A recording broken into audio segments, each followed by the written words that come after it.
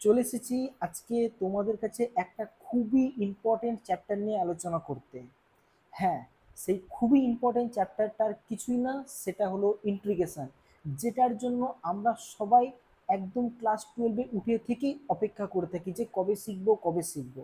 তো আজকে আমি তোমাদের কাছে সেই ইম্পর্টেন্ট অধ্যায়টি নিয়ে এসেছি আলোচনা করার জন্য। খুব ভালো করে শোনো, আমি তোমাদের শুরুর আগে বেশ কিছু জিনিস তোমাদের বলে দিই, যেটা তোমরা পরবর্তীকালে বুঝবে যে হ্যাঁ স্যার ঠিক বলেছিল। তোমরা ম্যাট্রিক্স, ভেক্টর এই সমস্ত জিনিস আশা করি করেছো বা দেখেছো। বিশেষ কিছু নিয়ম দিয়ে সেই অধ্যায়গুলো কিন্তু খুব সহজেই হয়ে যায়, বা তুমি একবার যদি দেখে নাও তাহলে কিন্তু সমস্ত অঙ্ক প্রায় হয়ে যায় ওই বিশেষ কিছু নিয়ম দিয়ে। কিন্তু ইন্টিগ্রেশন ক্যালকুলাসের এমনই একটা ইম্পর্টেন্ট জায়গা, যেটা কিন্তু তোমাকে মানে বিশেষ বিশেষভাবে প্র্যাকটিসের মধ্যে রাখতে হবে। আর তুমি যদি মনে করো এটা জাস্ট একটা দুটা নিয়ম থেকে সমস্ত ক্যালকুলাসের ইন্টিগ্রেশন হবে, একদমই না। তোমাকে কিন্তু প্রথম থেকে শেষ পর্যন্ত প্রত্যেকটা অধ্যায়কে খুব ভালো মতো করতে হবে, কারণ প্রথম অধ্যায় করলেই তাহলে তুমি দ্বিতীয় অধ্যায়ে গিয়ে অঙ্কগুলো করতে পারবে ইন্টিগ্রেশনের, বা দ্বিতীয় অধ্যায় করলেই তুমি কিন্তু তারপরের ইন্টিগ্রেশন অধ্যায়টা অবশ্যই করতে পারবে। তবে তার জন্য কিন্তু তোমাকে প্রথম থেকে শেষ পর্যন্ত ধাপে ধাপে কিন্তু ইন্টিগ্রেশন শিখে রাখতে হবে। কেউ যদি মনে করো প্রথম অধ্যায় শেখার পর আমি ভুলে গেলেও পরের অধ্যায় পেরে যাব, তুমি কিন্তু প্রত্যেকটা অঙ্কে গিয়ে আটকাবে। তাই কিন্তু আমি তোমাদের সাবধান করে দিচ্ছি, বারবার করে বলছি, ইন্টিগ্রেশন ক্যালকুলাসের এমনই একটা ইম্পর্টেন্ট জায়গা, যেটা কিন্তু খুবই প্র্যাকটিস করে একদম আয়ত্তে রাখতে হয়। যদি তুমি বেশ 3-4টে অধ্যায় আছে যদি আয়ত্তে রাখতে পারো প্র্যাকটিস করে, তাহলে ক্যালকুলাসের কোনো জিনিসে তোমার আর অসুবিধা হবে না। তো আমি তোমাদের বলে দেবো কোন কোন জিনিসগুলো, কোন কোন অধ্যায়গুলো খুব ভালো মতো মনে রাখতে হবে। আর আশা করি তোমরা ভিডিও দেখো, আমার সঙ্গে ক্লাস করো, প্রথম থেকে শেষ পর্যন্ত যেভাবে বলবো প্রত্যেকটা জিনিসকে ভালো মতো বোঝার চেষ্টা করো। আমিও অবশ্যই প্রত্যেকটা জিনিসকে ডিটেলসে বলার চেষ্টা করব। যদি কোনো রকম কোনো সমস্যা থাকে তাহলে কিন্তু তোমরা অবশ্যই আমাকে কমেন্টে জানাবে। তো চলো শুরু করা যাক আজকের আমাদের ইন্ট্রোডাকশন। তো প্রথমে আমরা একটু ইন্ট্রোডাকশন দেখে নিই। হ্যাঁ,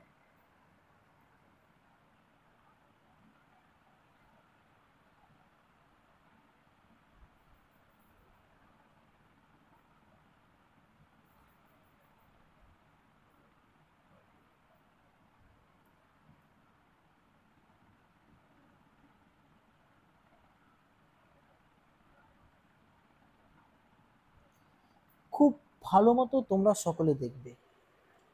আচ্ছা, আমি যদি কাউকে বলি যে ইন্ট্রিগেশন কি, তোমাদের কাছে আমার প্রথম প্রশ্ন, খুব পাতি বাংলা ভাষায় যদি বলো যে ইন্ট্রিগেশন কি, ইন্ট্রিগেশন কিছুই না, ইন্ট্রিগেশন হলো ডেরিভেটিভের বিপরীত প্রক্রিয়া বলতে পারো, বা অ্যান্টি ডেরিভেটিভ বলতে পারো, মানে ঠিক ডেরিভেটিভের বিপরীত।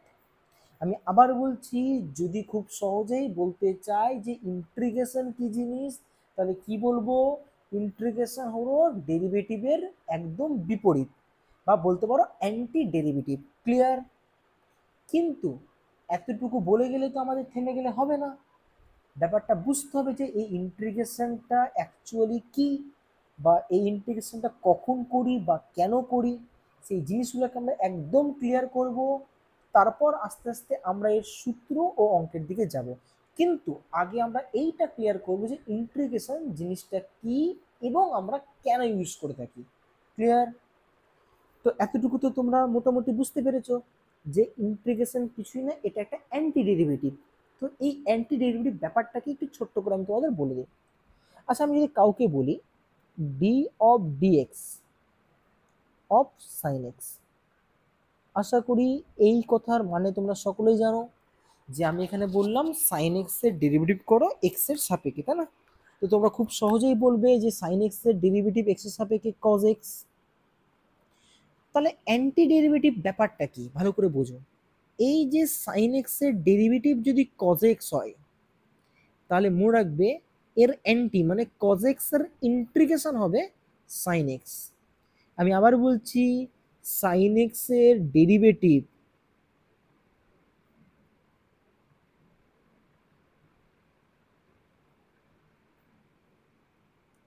যদি কজ এক্স হয়, তাহলে কজ এক্স এর ইন্টিগ্রেশন হবে সাই এক্স। তো দেখো তো অনেকটা এরা পরস্পর বিপরীত কিনা, যার জন্য তোমাদেরকে আমি বলেছিলাম যে ডেরিভেটিভের বিপরীতটা ইন্টিগ্রেশন, বা ইন্টিগ্রেশন হলো অ্যান্টি ডেরিভেটিভ, মানে ডেরিভেটিভের বিপরীত। তো এই জিনিসটা মোটামুটি একটা পাতি বাংলা ভাষায় বোঝার জন্য যথেষ্ট যে ইন্টিগ্রেশন এইটা। তো আমরা এইখানে থেমে থাকবো না, এটাকে একটু ছবির দ্বারা বোঝার চেষ্টা করবো যে অ্যাকচুয়ালি ইন্টিগ্রেশন কি, বা আমরা কেন এটাকে ইউজ করে থাকি। ক্লিয়ার?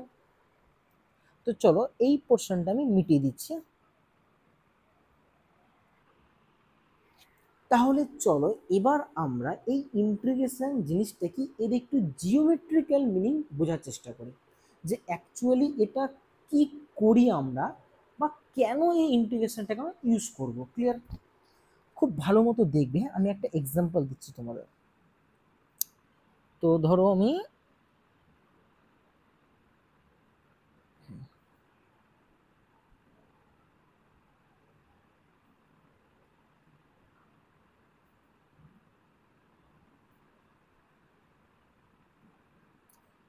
দেখো, তো এটা এক্স অ্যাক্সিস, এটা ওয়াই অ্যাক্সিস, আর এটা মূলবিন্দু। আচ্ছা, দুটো ছবি নিলাম কারণ আমি দুটো জিনিসের মধ্যে তোমাদের ডিফারেন্স দেখাবো, হ্যাঁ, ভালো মতো বুঝবে। আচ্ছা, আমি একটা জিনিস বললাম তোমাকে, ধরো একটা আমি লাইন ড্র করছি, হ্যাঁ, খুব ভালো মতো দেখবে। একটা লাইন ড্র করলাম। ক্লিয়ার? আচ্ছা, এটা জানো তো, এটা যে কোনো, এটা কথার কথা ওয়াই ইজিক্যাল টু 3, কথার কথা। তো ওয়াই ইজিক্যাল টু 3 লেখা জানো তো, এক্স অক্ষের প্যারালাল হয়। তাহলে আমি একটা এরকম লেখা আঁকলাম, ওয়াই ইজিক্যাল টু 3। বুঝতে পেরেছো? আচ্ছা, একটা জিনিস বলো তো, ওয়াই সমান সমান এফ অফ এক্স, এটা আমরা কনসিডার করতেই পারি, সমান সমান 3। তার মানে আমি একটা এফ এক্স ফাংশন কনসিডার করলাম, যেটা কি একটা কনস্ট্যান্ট ফাংশন, বা কনস্ট্যান্ট বলতে পারো, এরকম একটা ফাংশন আমি কনসিডার করলাম। ক্লিয়ার? আচ্ছা, এবার আমি তোমাকে বললাম এই কনস্ট্যান্ট ফাংশনটা দ্বারা এবং এক্স অক্ষ দ্বারা, ভালো মতো বুঝবে কোনটা কোনটা দ্বারা, এই যে কনস্ট্যান্ট ফাংশন সেইটা দ্বারা, আর কি এক্স অক্ষ দ্বারা, এই ধরো এখানে একটা পয়েন্ট আছে এক্স ইকুয়াল টু এ, আর এইখানে একটা পয়েন্ট আছে এক্স ইকুয়াল টু বি, এই কয়েকটা জিনিস দ্বারা আমাকে সীমাবদ্ধ এরিয়া বের করে দাও। আমি আবার বলছি, কোন কোন জায়গা দিয়ে বললাম, একটা হলো এই লাইন দ্বারা, যেটা একটা ফাংশন কনসিডার করেছি আমি কনস্ট্যান্ট, একটা এক্স অক্ষ দ্বারা, আর একটা কি এই যে এই বিন্দুগুলা দ্বারা, কোন বিন্দু, এক্স ইকুয়াল টু এ আর এক্স ইকুয়াল টু বি, এই বিন্দুগুলা দ্বারা যে এরিয়াটা পাওয়া যাবে, আমি তোমাদের সেই এরিয়াটা বের করতে বলেছি। তো তোমরা আরামসে বের করতে পারবে। কি করে বের করবে? আচ্ছা, একটা জিনিস বলো, আমি তোমাদের দুটো ওয়ে দেখাচ্ছি, হ্যাঁ? আমি যদি বলি এই স্ট্রিপটা দেখতে কেমন, রেক্ট্যাঙ্গুলার, তো এটা ধরো এ, এটা বি, এটা সি, এটা ডি। তাহলে এই রেক্ট্যাঙ্গুলার যে এরিয়াটা আছে, এর যদি আমরা এরিয়া ফাইন্ড করতে চাই, তাহলে এবিসিডি এর এরিয়া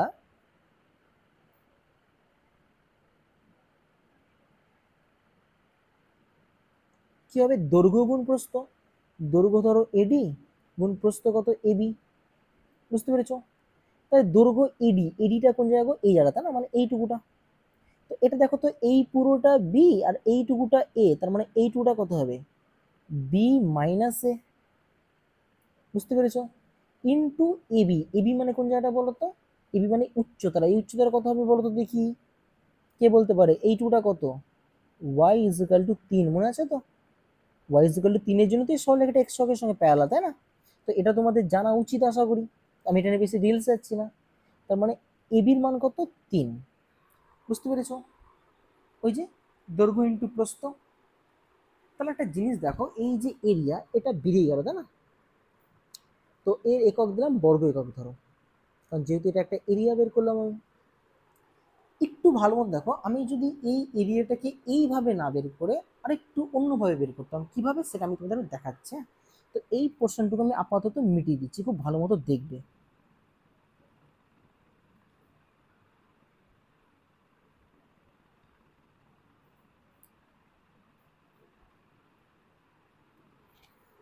খুব ভালো মতো দেখবে, এটাকে আমি একটু অন্যভাবে করাচ্ছি, শুধু ফাংশনটা চেঞ্জ করে দিচ্ছে, খুব ভালো মতো দেখবে। তো ধরো আমি এবার একটা ফাংশন নিচ্ছি, যেটা একটা আননোন ফাংশন। হ্যাঁ, ধরো এইরকম টাইপের কিছু একটা ফাংশন আছে, এইটা ধরো একটা ফাংশন, আগেরটা একটা কনস্ট্যান্ট ফাংশন ছিল f(x)=3, তো এবার একটা আননোন ফাংশন নিয়েছি আমি, তো y(f(x), এটা একটা ধরো আননোন ফাংশন নিয়েছি আমি। আমি তোমাকে সেম জিনিস বললাম যে আমাকে তুমি এই ফাংশন দ্বারা আর এখানে দুটো পয়েন্ট নাও, x=a আর x=b, ঠিক আছে? তাহলে x=a মানে এইটুকুটা, x=b মানে কি এইটুকুটা, তাই না? তাহলে এই ফাংশন x=a x=b, এই বাউন্ডারি আর এক্স অক্ষ, এইটুকু দ্বারা যে অঞ্চলটা আমরা পাবো বা যে এরিয়াটা পাবো, সেই এরিয়াটা আমাকে বের করে দাও। তাহলে কোন এরিয়া এখন বের করতে যাচ্ছি আমরা? এই এরিয়াটা, তাই না?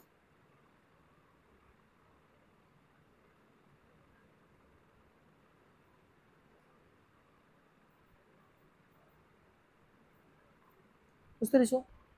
তো এই এরিয়াটা যে বের করব, আগের বার তো এরিয়া বের করার জন্য একটা শেপ ছিল, রেক্ট্যাঙ্গুলার শেপ ছিল। আমি রেক্ট্যাঙ্গুলার শেপের কি করলাম, আমি ফর্মুলা ইউজ করলাম, দৈর্ঘ্য ইন্টু প্রস্থ, তাহলে এরিয়া বেরিয়ে গেল। কিন্তু এবার তো আমি সেরকম কোনো শেপই পাচ্ছি না যেটাকে আমি সূত্র ফেলে এরিয়া বের করব। তবে আমরা এক কাজ করবো এবার। হ্যাঁ, কি করব যখন আমরা বের করতে পারছি না? ধরো আমি একটা ছোট্ট স্ট্রিপ এখানে আমি অঙ্কন করছি, একটা স্ট্রিপ,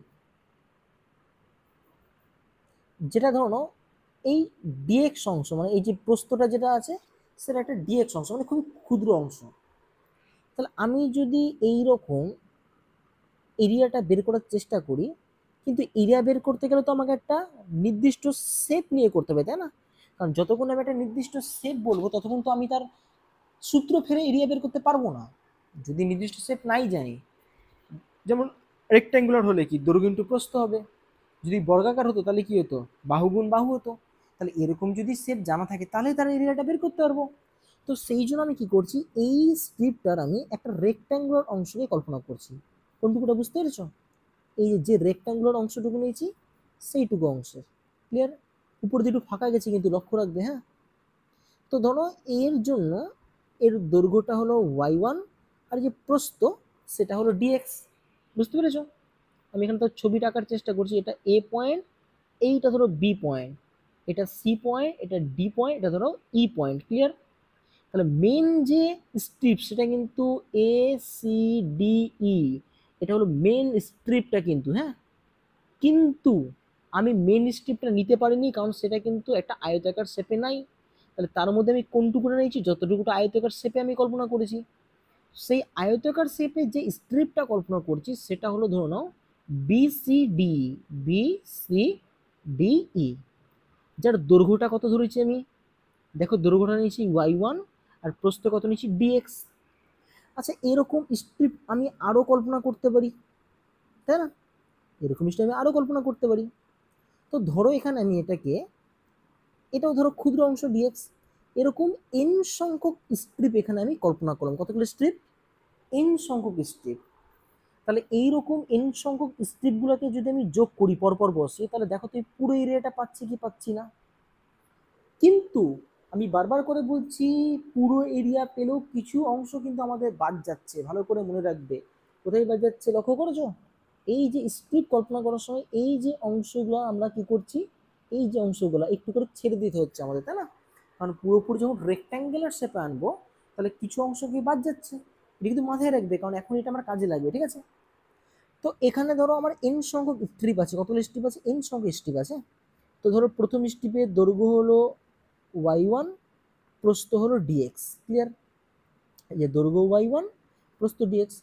ধরো পরের যে স্ট্রিপটা আছে দৈর্ঘ্য হলো y2 আর প্রস্থ হলো dx। এইরকম ধরো আমি n সংখ্যক স্ট্রিপ কল্পনা করেছি। তো n নাম্বার যে স্ট্রিপটা আছে তার দৈর্ঘ্য ধরো yn আর প্রস্থ ধরো dx, কারণ সবার আমি প্রস্থটা সেম নিয়েছি, dx dx ছোট ছোট ছোট ছোট অংশের স্ট্রিপ কল্পনা করেছি। ক্লিয়ার? এবার আমি যদি ভালো মতো দেখি, একটু ভালো মতো লক্ষ্য করো, y1 যোগ y2 যোগ ডট ডট ডট yn, এই পুরোটা থাকছে আর ডিএক্সটা কমন গিয়ে বেরিয়ে আছে, তাই না? কিন্তু আমি যে যোগটা করলাম ভালো মতো বোঝো, এটাকে আমি চাইলে সামেশন সাইন দিয়ে লিখতে পারি, ওয়াই কে ডিএক্স, যেখানে কে এর মান 1 টু n, তাই না? কিন্তু এই যে সামেশন মানে যোগ করলাম সমস্ত ছোট ছোট ছোট ছোট স্ট্রিপগুলো এরিয়াগুলোকে, তাহলে পুরো এরিয়া পেলেও দেখো আমি কিছু অংশ কিন্তু বাদ গেছে, তাই না? তো বলছে এই রকম যখন আমরা ফাংশানের যোগ করি তখন সেটা সাধারণ সামেশন দিয়ে যোগ করা যায় না। কেন যায় না? কারণ সাধারণ সামেশন দিয়ে একমাত্র যারা কনস্ট্যান্ট তাদেরই যোগ করা যায়। যেমন এইটাকে আমরা আরামসে সামেশন দিয়ে যোগ করতে পারতাম। কেন পারতাম জানো? কারণ এখানে কনস্ট্যান্ট আছে ফাংশনটা, এখানে কোনো রকম এরিয়া তোমার বাদ যাবে না। কিন্তু যেহেতু আমি ফাংশন দ্বারা এরিয়া বের করছি, তাহলে তখন আমরা কি করি, এই যোগফল চিহ্নটাকে একটু চেঞ্জ করে দিই। চেঞ্জ করে তখন সেটাকে আমরা সামেশন না লিখে এইরকম আকার দিয়ে প্রকাশ করি, যেটা মানে সাম বুঝাই। কিসের সাম বুঝাই? এই যে ফাংশনটা আছে, এই যে ফাংশনটা কি ফাংশন, এফএক্স, তখন এই যে পুরো পার্টটাকে এটাকে আমি এফএক্স বলছি। ক্লিয়ার? তাহলে এফএক্স এর যদি ছোট ছোট ছোট ছোট অংশগুলো নিয়ে আমরা যোগ করি, সেই যোগফলটা বের করার জন্য তখন আমরা একটা নতুন অপারেটরের ইউজ নিই, সেটা হলো কি ইন্টিগ্রেশন। ক্লিয়ার? তাহলে ইন্টিগ্রেশনটা আমরা ইউজ করছি কেন? কারণ দেখো যখন আমরা এরিয়া বের করতে চাইছি ফাংশনটা দ্বারা, তখন ছোট ছোট ছোট ছোট অংশগুলো বাদ যাচ্ছে, তাই না? তাহলে এইরকম কার্ভ টাইপের যে ফাংশনগুলো হয় তাদের এরিয়া বের করার জন্য আমরা সাধারণত ইন্টিগ্রেশনকে ইউজ করে থাকি। তাহলে আশা করি তোমাদের ক্লিয়ার হয়ে যাওয়া উচিত যে আমরা ইন্টিগ্রেশনটা কেন ইউজ করে থাকি। বুঝতে পেরেছো? তাহলে মোটামুটি একটা ধারণা হয়ে যাওয়া উচিত যে ইন্টিগ্রেশনে আমরা কি করি। বুঝতে পেরেছো? তাহলে আমি আরেকটু ডিটেলসে আসবো। জিওগ্রাফিক্যাল ব্যাপারটা বুঝতে পেরেছো কিনা দেখো। আচ্ছা বলতো, এই যে এরিয়াটা, এই এরিয়াটা কোন কোন জিনিস দ্বারা সীমাবদ্ধ? মনে রাখবে আমি এখানে ছোট্ট করে বুঝাচ্ছি। হ্যাঁ, ইন্টিগ্রেশনের মাধ্যমে আমরা কোন এরিয়া বের করি এইটাই এখানে আমি রাফে বুঝাচ্ছি, ভালো মতো দেখবে।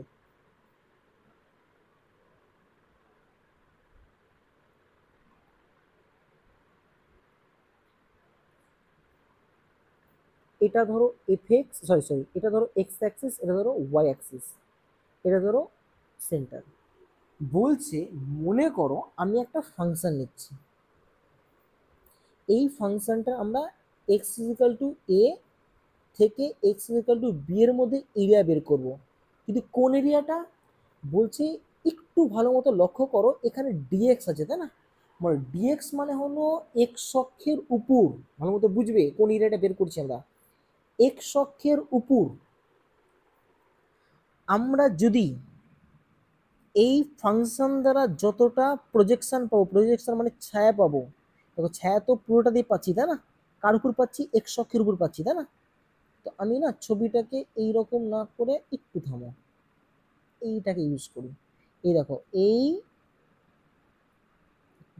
ফাংশন দ্বারা এক্স অক্ষের উপর যতটা প্রজেকশন পাচ্ছি, সেই প্রজেকশনটা যদি আমি তোমাদের উল্লেখ করে দিই যে কোন বিন্দু থেকে কোন বিন্দুর মধ্যে, যেমন উল্লেখ করেছি এ বিন্দু থেকে বি বিন্দুর মধ্যে, তার মানে শুধুমাত্র এই যে এরিয়াটা, এই দেখো এই এরিয়াটাই হবে আমাদের ফাইনাল অ্যান্সার। তার মানে ভালো মতো বুঝো, আমি যদি উল্লেখ করে দিই যে এফ এক্স এর ইন্টিগ্রেশন করো ডিএক্স, তার মানে কি এক্স অক্ষের উপর এই এফ এক্স দ্বারা যতটা প্রজেকশন পড়বে, সেই প্রজেকশনটা যদি আমি বলে দিলাম যে কার থেকে কার মধ্যে, কার থেকে কার মধ্যে, এ থেকে বি এর মধ্যে, তাহলে এ থেকে মানে হলো আমরা মনে করি সবসময় লেফট থেকে রাইটে দেখি, হ্যাঁ, এ থেকে বি এর মধ্যে, তার মানে এ থেকে বি এর মধ্যে যতটা প্রজেকশন পড়বে সেই প্রজেকশনের যে এরিয়া বের করি সেইটাই হলো A to B F of x DX. তাহলে সেটাই হলো ইন্টিগ্রেশন এ থেকে বি এর মধ্যে। আশা করি এতটুকু তোমাদের ক্লিয়ার হয়ে যাওয়া উচিত যে এই integration A to B F x DX কথার মানে কি। ক্লিয়ার? আশা করি তোমাদের কাছে একদম ক্লিয়ার হয়ে যাওয়া উচিত। আমি আর এর বেশি ভিতরে ঢুকছি না। চলো এবার আমরা একটু জিওমেট্রিক্যাল থেকে একটু আমরা আমাদের আলোচনার বিষয়ে আসি। এবার আমরা চিনবো এক এক করে, হ্যাঁ, যে ইন্টিগ্রেশন দেখতে কেমন হয়, এর প্রত্যেকটা পার্টের নাম সব এক এক করে দেখবো, খুব ভালো মতো দেখবে। তো এবার আমরা মোটামুটি জেনে গেছি আশা করি ইন্টিগ্রেশন জিনিসটা কি, আর এটার দ্বারা আমরা এরিয়া বের করি, এতটুকু বুঝে নিয়েছো। তো এবার আমরা আসি ইন্টিগ্রেশন আরো কিছু বেসিক তথ্য, হ্যাঁ। বলছি ইন্টিগ্রেশন, ভালো মতো শোনো, ইন্টিগ্রেশন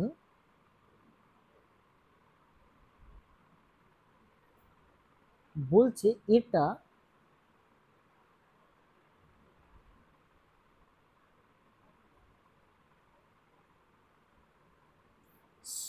দুই ধরনের হয়। কয় ধরনের? সাধারণত দুই ধরনের, ঠিক আছে। তাহলে ইন্টিগ্রেশনকে যদি আমরা তার স্ট্রাকচার দিয়ে বা বেসিক ভাবে যদি ভেবে দেখি তো ইন্টিগ্রেশন দু প্রকার। একটা ইনডিফাইনাইট,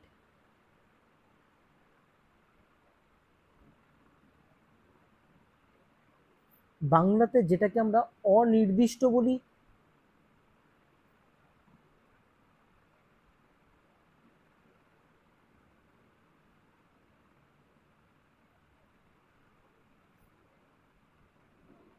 আর একটা হলো definite,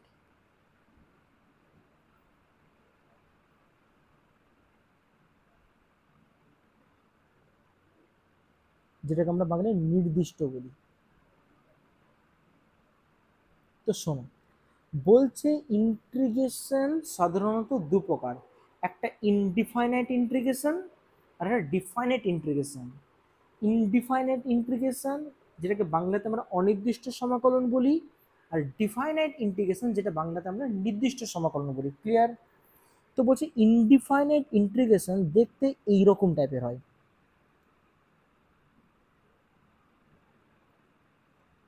F of x dx, এইখানে কোনো রকম লিমিট দেওয়া থাকে না যে তুমি এরিয়াটা কার থেকে কার মধ্যে বের করবে, ঠিক আছে। তাহলে ইনডিফাইন্ড ইন্টিগ্রেশন কিছুই না, এটা একটা সাধারণ ইন্টিগ্রেশন যেখানে কোনো রকম সীমা বা লিমিট দেওয়া থাকে না যে তুমি এরিয়াটা এর থেকে এর মধ্যেই বের করো। ক্লিয়ার? আর ডিফাইনাইট ইন্টিগ্রেশন যেখানে তোমার ইন্টিগ্রেশন এরিয়াটা ডিফাইনাইট করা থাকবে বা বলা থাকবে যে তুমি এর ইন্টিগ্রেশন করো, এফএক্স ইন্টিগ্রেশন করো, কিন্তু সেটা আমাকে এইটুকুর মধ্যে করে দাও। কোথা থেকে কার মধ্যে? এ থেকে বি এর মধ্যে। এ থেকে বি বলতে এক্স এর মান এ থেকে এক্স এর মান বি এর মধ্যে। আশা করি কোন জায়গাটা কথা বলছি বুঝে নিয়েছো। যদি আমি ডিওয়াই লিখতাম তার মানে কি হতো? ওয়াই বরাবর এ থেকে বি এর মধ্যে এরিয়া বের করা, তাই না? তো এটা আমরা গ্রাফে শিখে নিয়েছি যে এ থেকে বি বলতে কোন জায়গাটা কথা বলছে। তাহলে ইন্টিগ্রেশন দুই প্রকার, একটা ইনডিফাইনাইট ইন্টিগ্রেশন বা অনির্দিষ্ট সমাকল, একটা ডিফাইনাইট ইন্টিগ্রেশন যেটা হলো নির্দিষ্ট সমাকল। ইনডিফাইনাইট ইন্টিগ্রেশনে কি করি আমরা? এখানে নর্মাল ইন্টিগ্রেশন করি, এখানে আমাদের কোনো রকম লিমিট দেওয়া থাকে না যে তুমি কার থেকে কার মধ্যে ইন্টিগ্রেশন করবে। আর ডিফাইনাইট ইন্টিগ্রেশনে কি, ইন্টিগ্রেশনটা তোমাকে ডিফাইনাইট করা থেকে তুমি কার থেকে কার মধ্যে এরিয়াটা বের করবে। তো আশা করি মোটামুটি এতটুকু তোমাদের বুঝে যাওয়া উচিত। ক্লিয়ার? তো একটু আমি তোমাদের এখানে আরেকটা জিনিস বলে দিই, দিয়ে আমাদের প্রথমে না আলোচনার বিষয় হবে ইনডিফাইনাইট ইন্টিগ্রেশন। হ্যাঁ, তো ইনডিফাইনাইট ইন্টিগ্রেশনের মধ্যে কোন কোন চ্যাপ্টার রয়েছে আমরা একদম বেসিক থেকে শুরু করব, একদম শেষ পর্যন্ত যাব, সেটা নিয়ে তোমরা ঘাবড়াবে না। তারপরে শেষ হলে আমরা ডিফাইনাইট ইন্টিগ্রেশন যাব। ক্লিয়ার? তো তার আগে একটা বেসিক জিনিস তোমাদের আমি বলে রাখি, খুব ভালো মতো শুনবে, হ্যাঁ। আচ্ছা, আমি এটা প্রথমে ইনডিফাইনাইটের ক্ষেত্রে বলছি। মনে করো আমি একটা ফাংশনের ইন্টিগ্রেশন করছি, তো integration of f x dx, যেহেতু আমি কোনো লিমিট দিইনি যে তুমি কার থেকে কার মধ্যে ইন্টিগ্রেশন করবে, তার মানে এটা ইনডিফাইনাইট না ডিফাইনাইট? অবশ্যই ইনডিফাইনাইট ইন্টিগ্রেশন। আর যদি আমি তোমাকে উল্লেখ করে দিতাম যে এফ এক্স এর ইন্টিগ্রেশন করো উইথ রেসপেক্ট টু ডিএক্স, আর কার থেকে কার মধ্যে, এ থেকে বি এর মধ্যে, তাহলে তখন সেটা কি ধরনের ইন্টিগ্রেশন হতো? Definite integration. ক্লিয়ার? তাহলে একটা ইনডিফাইনাইট ইন্টিগ্রেশন, একটা ডিফাইনাইট ইন্টিগ্রেশন। বলছে যখন আমরা ইন্টিগ্রেশন করব ইনডিফাইনাইট ইন্টিগ্রেশন, তখন ইন্টিগ্রেশন করার পর একটা নতুন ফাংশন পাবো। তো আমি এটা ক্যাপিটাল এফ এক্স দিলাম, কারণ দেখো আমি যখন ইন্টিগ্রেশন করছি কিছু না কিছু তো নতুন ফাংশন পাবোই। এফ এক্স ইন্টিগ্রেশন তো একটা অন্য ফাংশন হবে, তাই না? তো সেটাকে নাম দিলাম আমি F of x, capital F of x. বলছে যখন আমরা ইন্টিগ্রেশন করে দিই আর ইন্টিগ্রেশন সাইনটা উঠে যায়, তখন সঙ্গে সঙ্গে একটা কনস্ট্যান্ট আসে। কার ক্ষেত্রে? ইনডিফাইনাইট ইন্টিগ্রেশনের ক্ষেত্রে। যেই কনস্ট্যান্টটাকে আমরা ইন্টিগ্রেশন কনস্ট্যান্ট বা আই ডট সি হিসেবে লিখে থাকি। আমি আবার কি বলছি, যখন আমরা ইনডিফাইনাইট ইন্টিগ্রেশন করি, ইন্টিগ্রেশন করার পর একটা নতুন ফাংশন পাওয়া যায়, সেই ফাংশনের সঙ্গে আমাদের সবসময় একটা সি যুক্ত রাখতে হবে, ঠিক আছে? সেই সিটাকে আমরা কি বলি? Integration constant. আর সেই সিটা আসবে কখন? যখন আমাদের ইন্টিগ্রেশন করা কমপ্লিট হয়ে যাবে। আমি বলবো ডিটেলস একটু পর। তো আপাতত মনে রাখো, যখন আমাদের অনির্দিষ্ট সমাকলনে ইন্টিগ্রেশন করা হয়ে যাবে, আমরা নতুন ফাংশন পাবো, তখনই সঙ্গে সঙ্গে একটা কী নিতে হবে? আমাদের সি নিতে হবে, যেটাকে আমরা বাংলায় সমাকলন ধ্রুবক বলি আর ইংলিশে বলি ইন্টিগ্রেশন কনস্ট্যান্ট। এবার যদি আমরা সেম জিনিসের ডিফারেন্ট ইন্টিগ্রেশন করি, তাহলে বলছে সেইটাকে আমরা সেম নতুন ফাংশনই পাবো। তখন কোনো কনস্ট্যান্ট নিতে হয় না, তখন কি করতে হয়? লিমিটটাকে এইভাবে বসে দিতে হয়। কিভাবে? একটা থার্ড ব্র্যাকেটের মধ্যে এই জায়গাতে এক্স ইকুয়াল টু এ আর এখানে x equal to b. Clear? তো অনেকে না x equal to a b না লিখে এই কথাটা লেখে, দেখো তো একই ব্যাপার কিনা। এ টু বি, এই কথার মানে হলো এক্স এর মান এ থেকে এক্স এর মান বি পর্যন্ত। তো এটাকে না লোয়ার লিমিট বলে, এটাকে আপার লিমিট বলে, এটা মনে রাখবে, ঠিক আছে? নিচেরটা লোয়ার, উপরেটা কি আপার। তো এটা বের করার নিয়ম হলো কিছুই না, এক্স এর বদলে প্রথমে আপার লিমিট বসিয়ে দাও, তাহলে কত হচ্ছে? এফ অফ বি মাইনাস, এবার এক্স এর বদলে লোয়ার লিমিট বসাও, মানে কত হচ্ছে? এফ অফ এ। তার মানে ডিফাইনাইট ইন্টিগ্রেশনে কোনো রকম এক্সট্রা করে কনস্ট্যান্ট আমাদের নিতে হয় না, শুধু এই লিমিটটাকে বসাতে হয়। কীভাবে বসাতে হয়? ইন্টিগ্রেশন করা হলে একটা থার্ড ব্র্যাকেটের মধ্যে তাকে লেখা হয়, আর নিচের দিকে লোয়ার লিমিট, উপরের দিকে আপার লিমিট। লিমিটটা বসানো কি করে? প্রথমে আপার লিমিট বসানো এই ফাংশনের মধ্যে, যেখানে এক্স থাকবে সেখানে বি বসবে, মাইনাস দিয়ে কি করাই? সেম জায়গাতে এক্স এর ওখানে লোয়ার লিমিট বসানো। ক্লিয়ার? এগুলা যখন আমরা ওই চ্যাপ্টার নিয়ে আলোচনা করব একদম ডিফাইন্ড ইন্টিগ্রেশন নিয়ে, তখন একদম আরো ডিটেলসে বলবো যে কিভাবে হয়, কেন হয়, কে সব বলবো। ক্লিয়ার? আশা করি এতটুকু বুঝতে পেরেছো। তাহলে মোটামুটি আমরা কি শিখলাম? ইন্টিগ্রেশন জিনিসটা কি? এটা একটা অ্যান্টি ডেরিভেটিভ বা ডেরিভেটিভ বিপরীত প্রক্রিয়া বলতে পারো। তারপরে শিখলাম ইন্টিগ্রেশন দ্বারা কি করি? আমরা এরিয়া বের করি। কীরকম এরিয়া বের করি সেটা আমি তোমাদের শেখালাম। সেই এরিয়া বের করার জন্য আমরা কি শিখলাম? ইন্টিগ্রেশনকে দুভাবে দেখতে পারি, একটা ইনডিফাইনাইট ইন্টিগ্রেশন আর ডিফাইনাইট ইন্টিগ্রেশন, বা অনির্দিষ্ট সমাকলন বা নির্দিষ্ট সমাকলন, দু রকমের হয়। কি বললাম? একটা অনির্দিষ্ট সমাকলন ও আর একটা নির্দিষ্ট সমাকলন। অনির্দিষ্ট সমাকলনে কি হয়? কোনো রকম লিমিট থাকে না, না আপার লিমিট থাকে না লোয়ার লিমিট থাকে, জাস্ট নর্মাল ইন্টিগ্রেশন করতে হয়। আর ডিফারেন্ট ইন্টিগ্রেশনে কি করতে হয়? ইন্টিগ্রেশনের সঙ্গে সঙ্গে সেখানে লিমিট দিয়ে দেওয়া হয়, কার থেকে কার মধ্যে তুমি এরিয়া বের করবে বা ইন্টিগ্রেশন করবে। তারপরে কি দেখালাম? যখন আমরা ইনডিফাইনাইট ইন্টিগ্রেশন করি সেখানে একটা কি ইন্টিগ্রেশন করা হয়ে গেলে কনস্ট্যান্ট নিতে হয়, যেটাকে আমরা সমাকলন ধ্রুবক বা আইসি ইন্টিগ্রেশন কনস্ট্যান্ট বলে থাকি।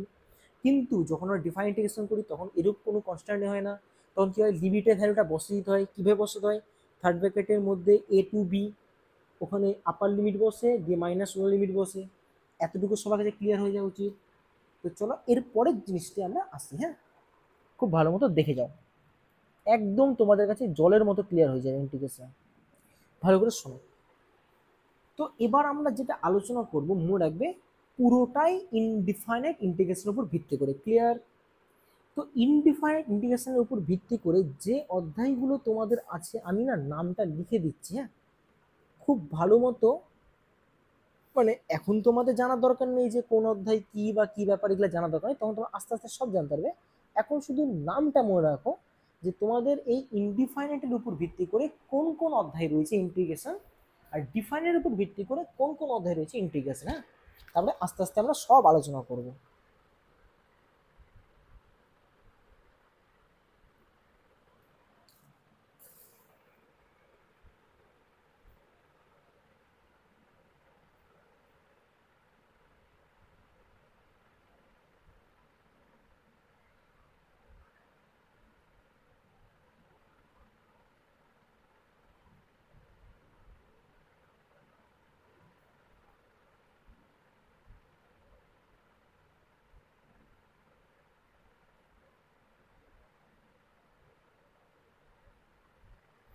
তাহলে আমি তোমাদের সাজিয়ে রেখে দিচ্ছি ইনডিফাইনাইট ইন্টিগ্রেশনের উপর কোন কোন অধ্যায় তোমাদের ক্লাস 12-এ আছে, আর ডিফাইনাইট ইন্টিগ্রেশনের মধ্যে কোন অধ্যায় তোমাদের ক্লাস 12-এ আছে। ক্লিয়ার?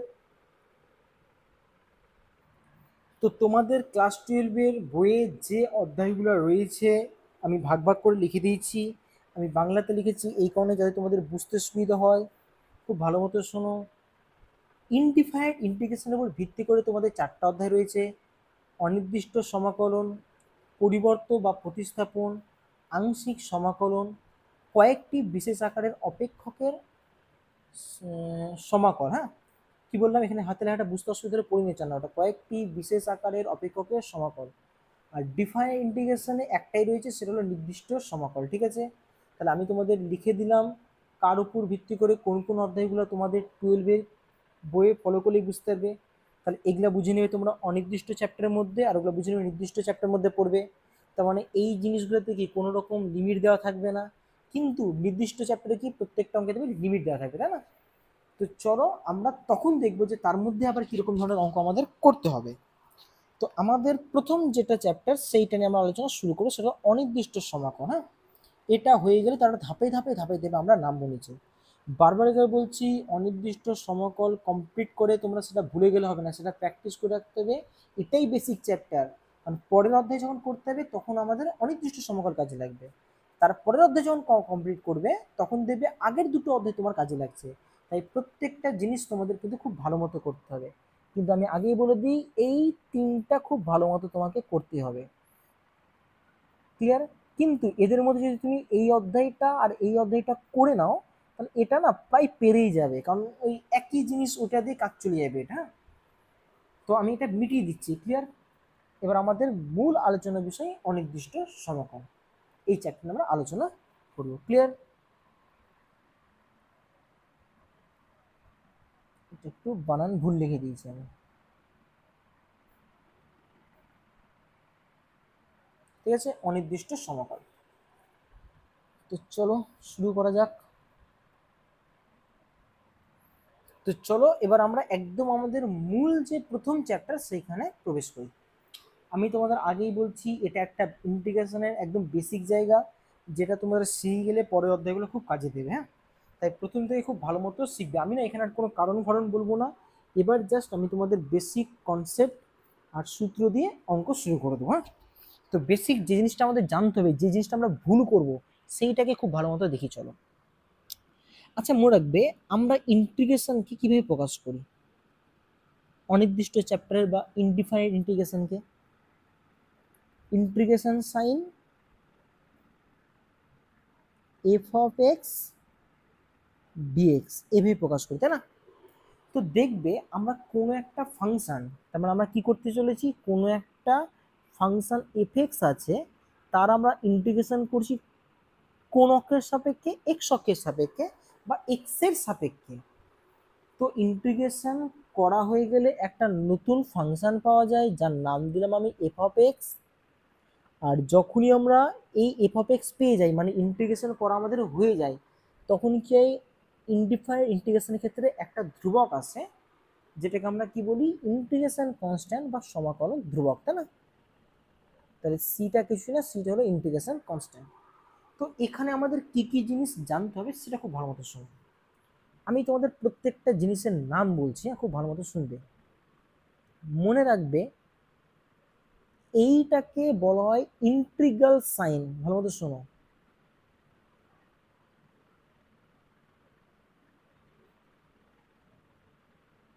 তাহলে এইটা কি ইন্টিগ্রাল সাইন বা ইন্টিগ্রেশন সাইন, ক্লিয়ার?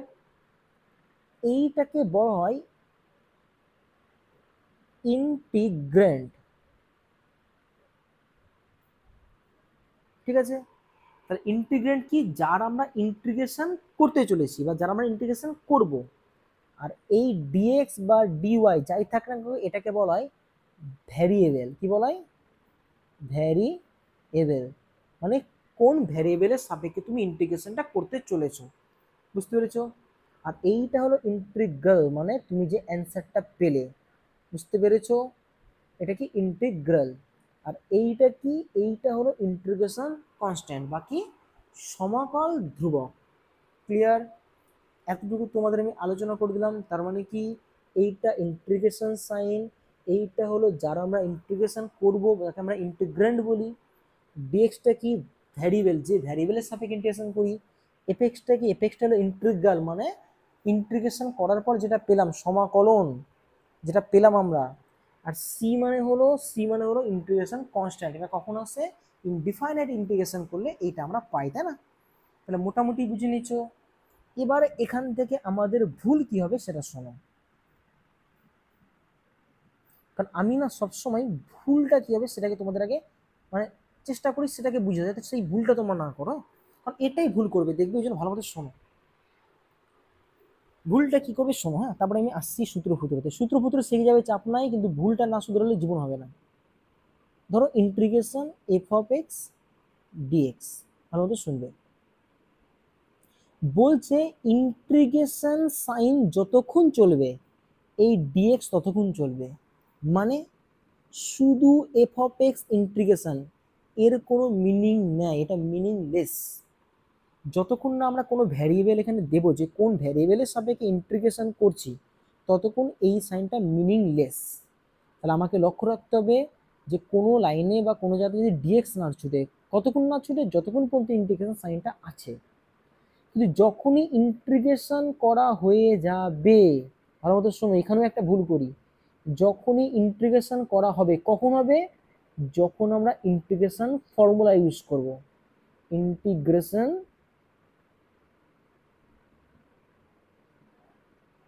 ফর্মুলা, এগুলা সব বলছি রিজন আছে, তোমাদের মনে হবে কি বাচ্চাদের মতো জিনিস বলছেন, সব বুঝবে কেন বলছি। মনে রাখবে যে এই যে ইন্টিগ্রেশন সাইন, এটা কখন ওঠে, যখন আমরা ইন্টিগ্রেশন ফর্মুলা ইউজ করি। কেন এটা বললাম জানো? কোনো কোনো ছেলে মেয়ে এই ভুলটা করে, তারা নর্মালি ত্রিকোণমিতির সূত্র প্রয়োগ করে। নর্মালি ত্রিকোণমিতি মানে কি, নর্মালি ত্রিকোণমিতি যেমন তোমরা করছো, সাইন টু এক্স এর ফর্মুলা কি হয়, 2 sin x into cos x.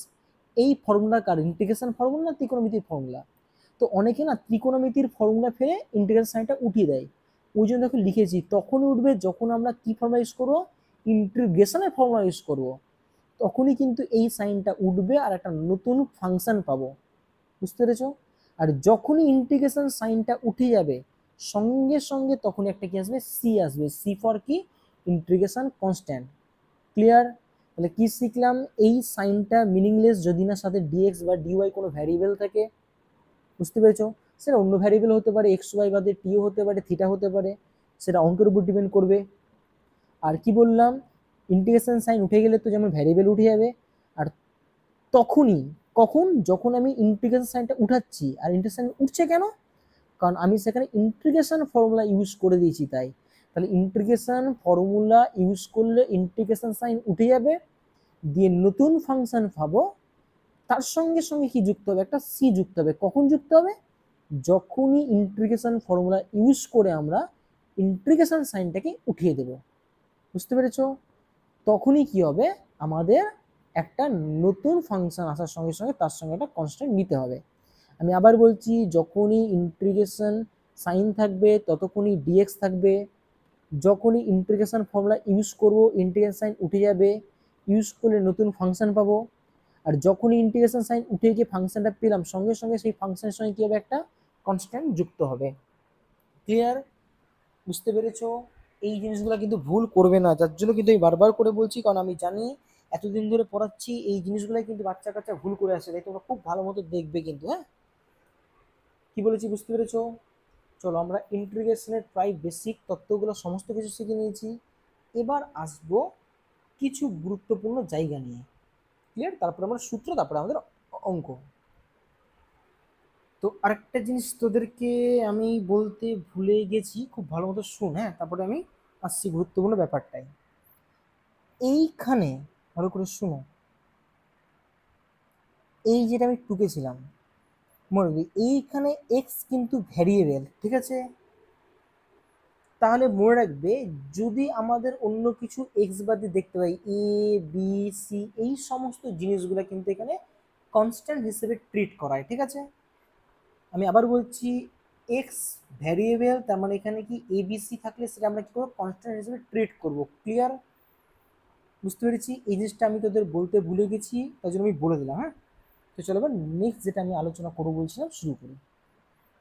তো এবার আমরা জেনারেল রুলস অফ ইন্টিগ্রেশনে আলোচনা করবো, মানে কি, সমাকলনের কিছু সাধারণ নিয়ম যেগুলো আমাদের ফলো করে চলতে হবে, ঠিক আছে? আচ্ছা, একটু ভালো মতো শোনো, হ্যাঁ, আমি এক এক করে রুলসগুলো লিখছি আর তোমাদের বুঝিয়ে দিচ্ছি, তারপর আমরা সূত্রে আসবো। মনে করো এই রকম কোনো ইন্টিগ্রেশন তোমাকে করতে দিয়েছে, a f of x dx. Clear? ভালো মতো শোনো, বলছে এই ক্ষেত্রে এটা হলো ধ্রুবক, তাহলে বলছে ধ্রুবকটা যদি এফ এক্স এর সঙ্গে গুণে থাকে, তাহলে সেই ধ্রুবকটাকে আমরা ইন্টিগ্রেশনের বাইরে বের করে দিতে পারি। আর ইন্টিগ্রেশনটা তাহলে কার হবে, এফ অফ এক্স এর হবে, কার সাপেক্ষে, এক্স এর সাপেক্ষে। বুঝতে পেরেছো?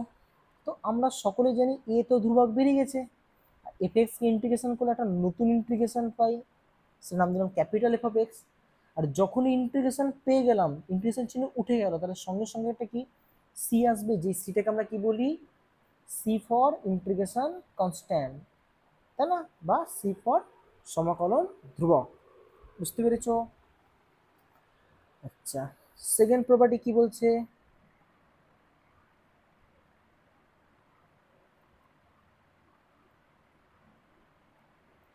ধরো F of x plus minus G of x, মানে কি, দুটো বা তার বেশি ফাংশনও ধরো এরকম যোগ বিয়োগে আছে।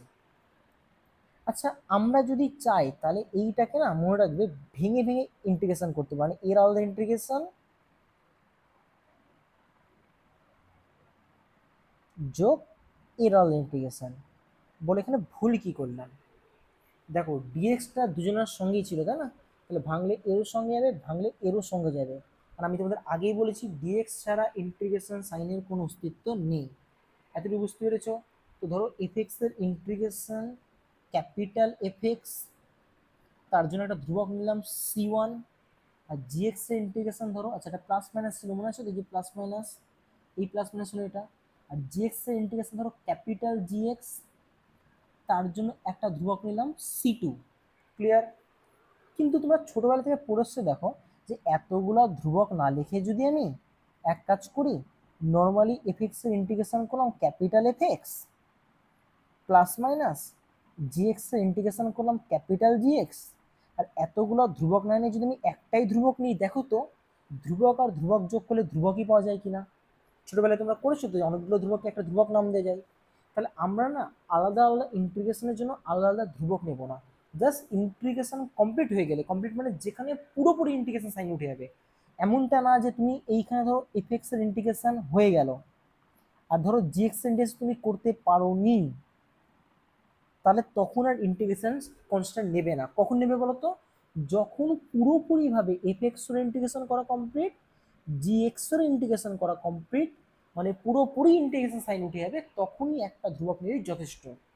এবার তোমাদের মনে একটা প্রশ্ন আসতে পারে, তাহলে স্যার এরকম কি সম্ভব, এফ এক্স এর ইন্টিগ্রেশন করে নিলাম, জি এক্স এটা পরে করলাম? হ্যাঁ, হতে পারে। তোমাকে একসঙ্গে ইন্টিগ্রেশন করতে হবে কোনো মানে নেই, তুমি একটা ইন্টিগ্রেশন করে দিলে আরেকটা ইন্টিগ্রেশন পরের লাইনে করো বা দু তিন লাইন পর করো, কোনো আপত্তি নেই। তবে ইন্টিগ্রেশন কনস্ট্যান্টটা সবার লাস্টে নিলেই যথেষ্ট, যেখানে ইন্টিগ্রেশন সাইনটা পুরোপুরি ভ্যানিশ হয়ে যাবে। বুঝতে পেরেছি আমার কথার মানে?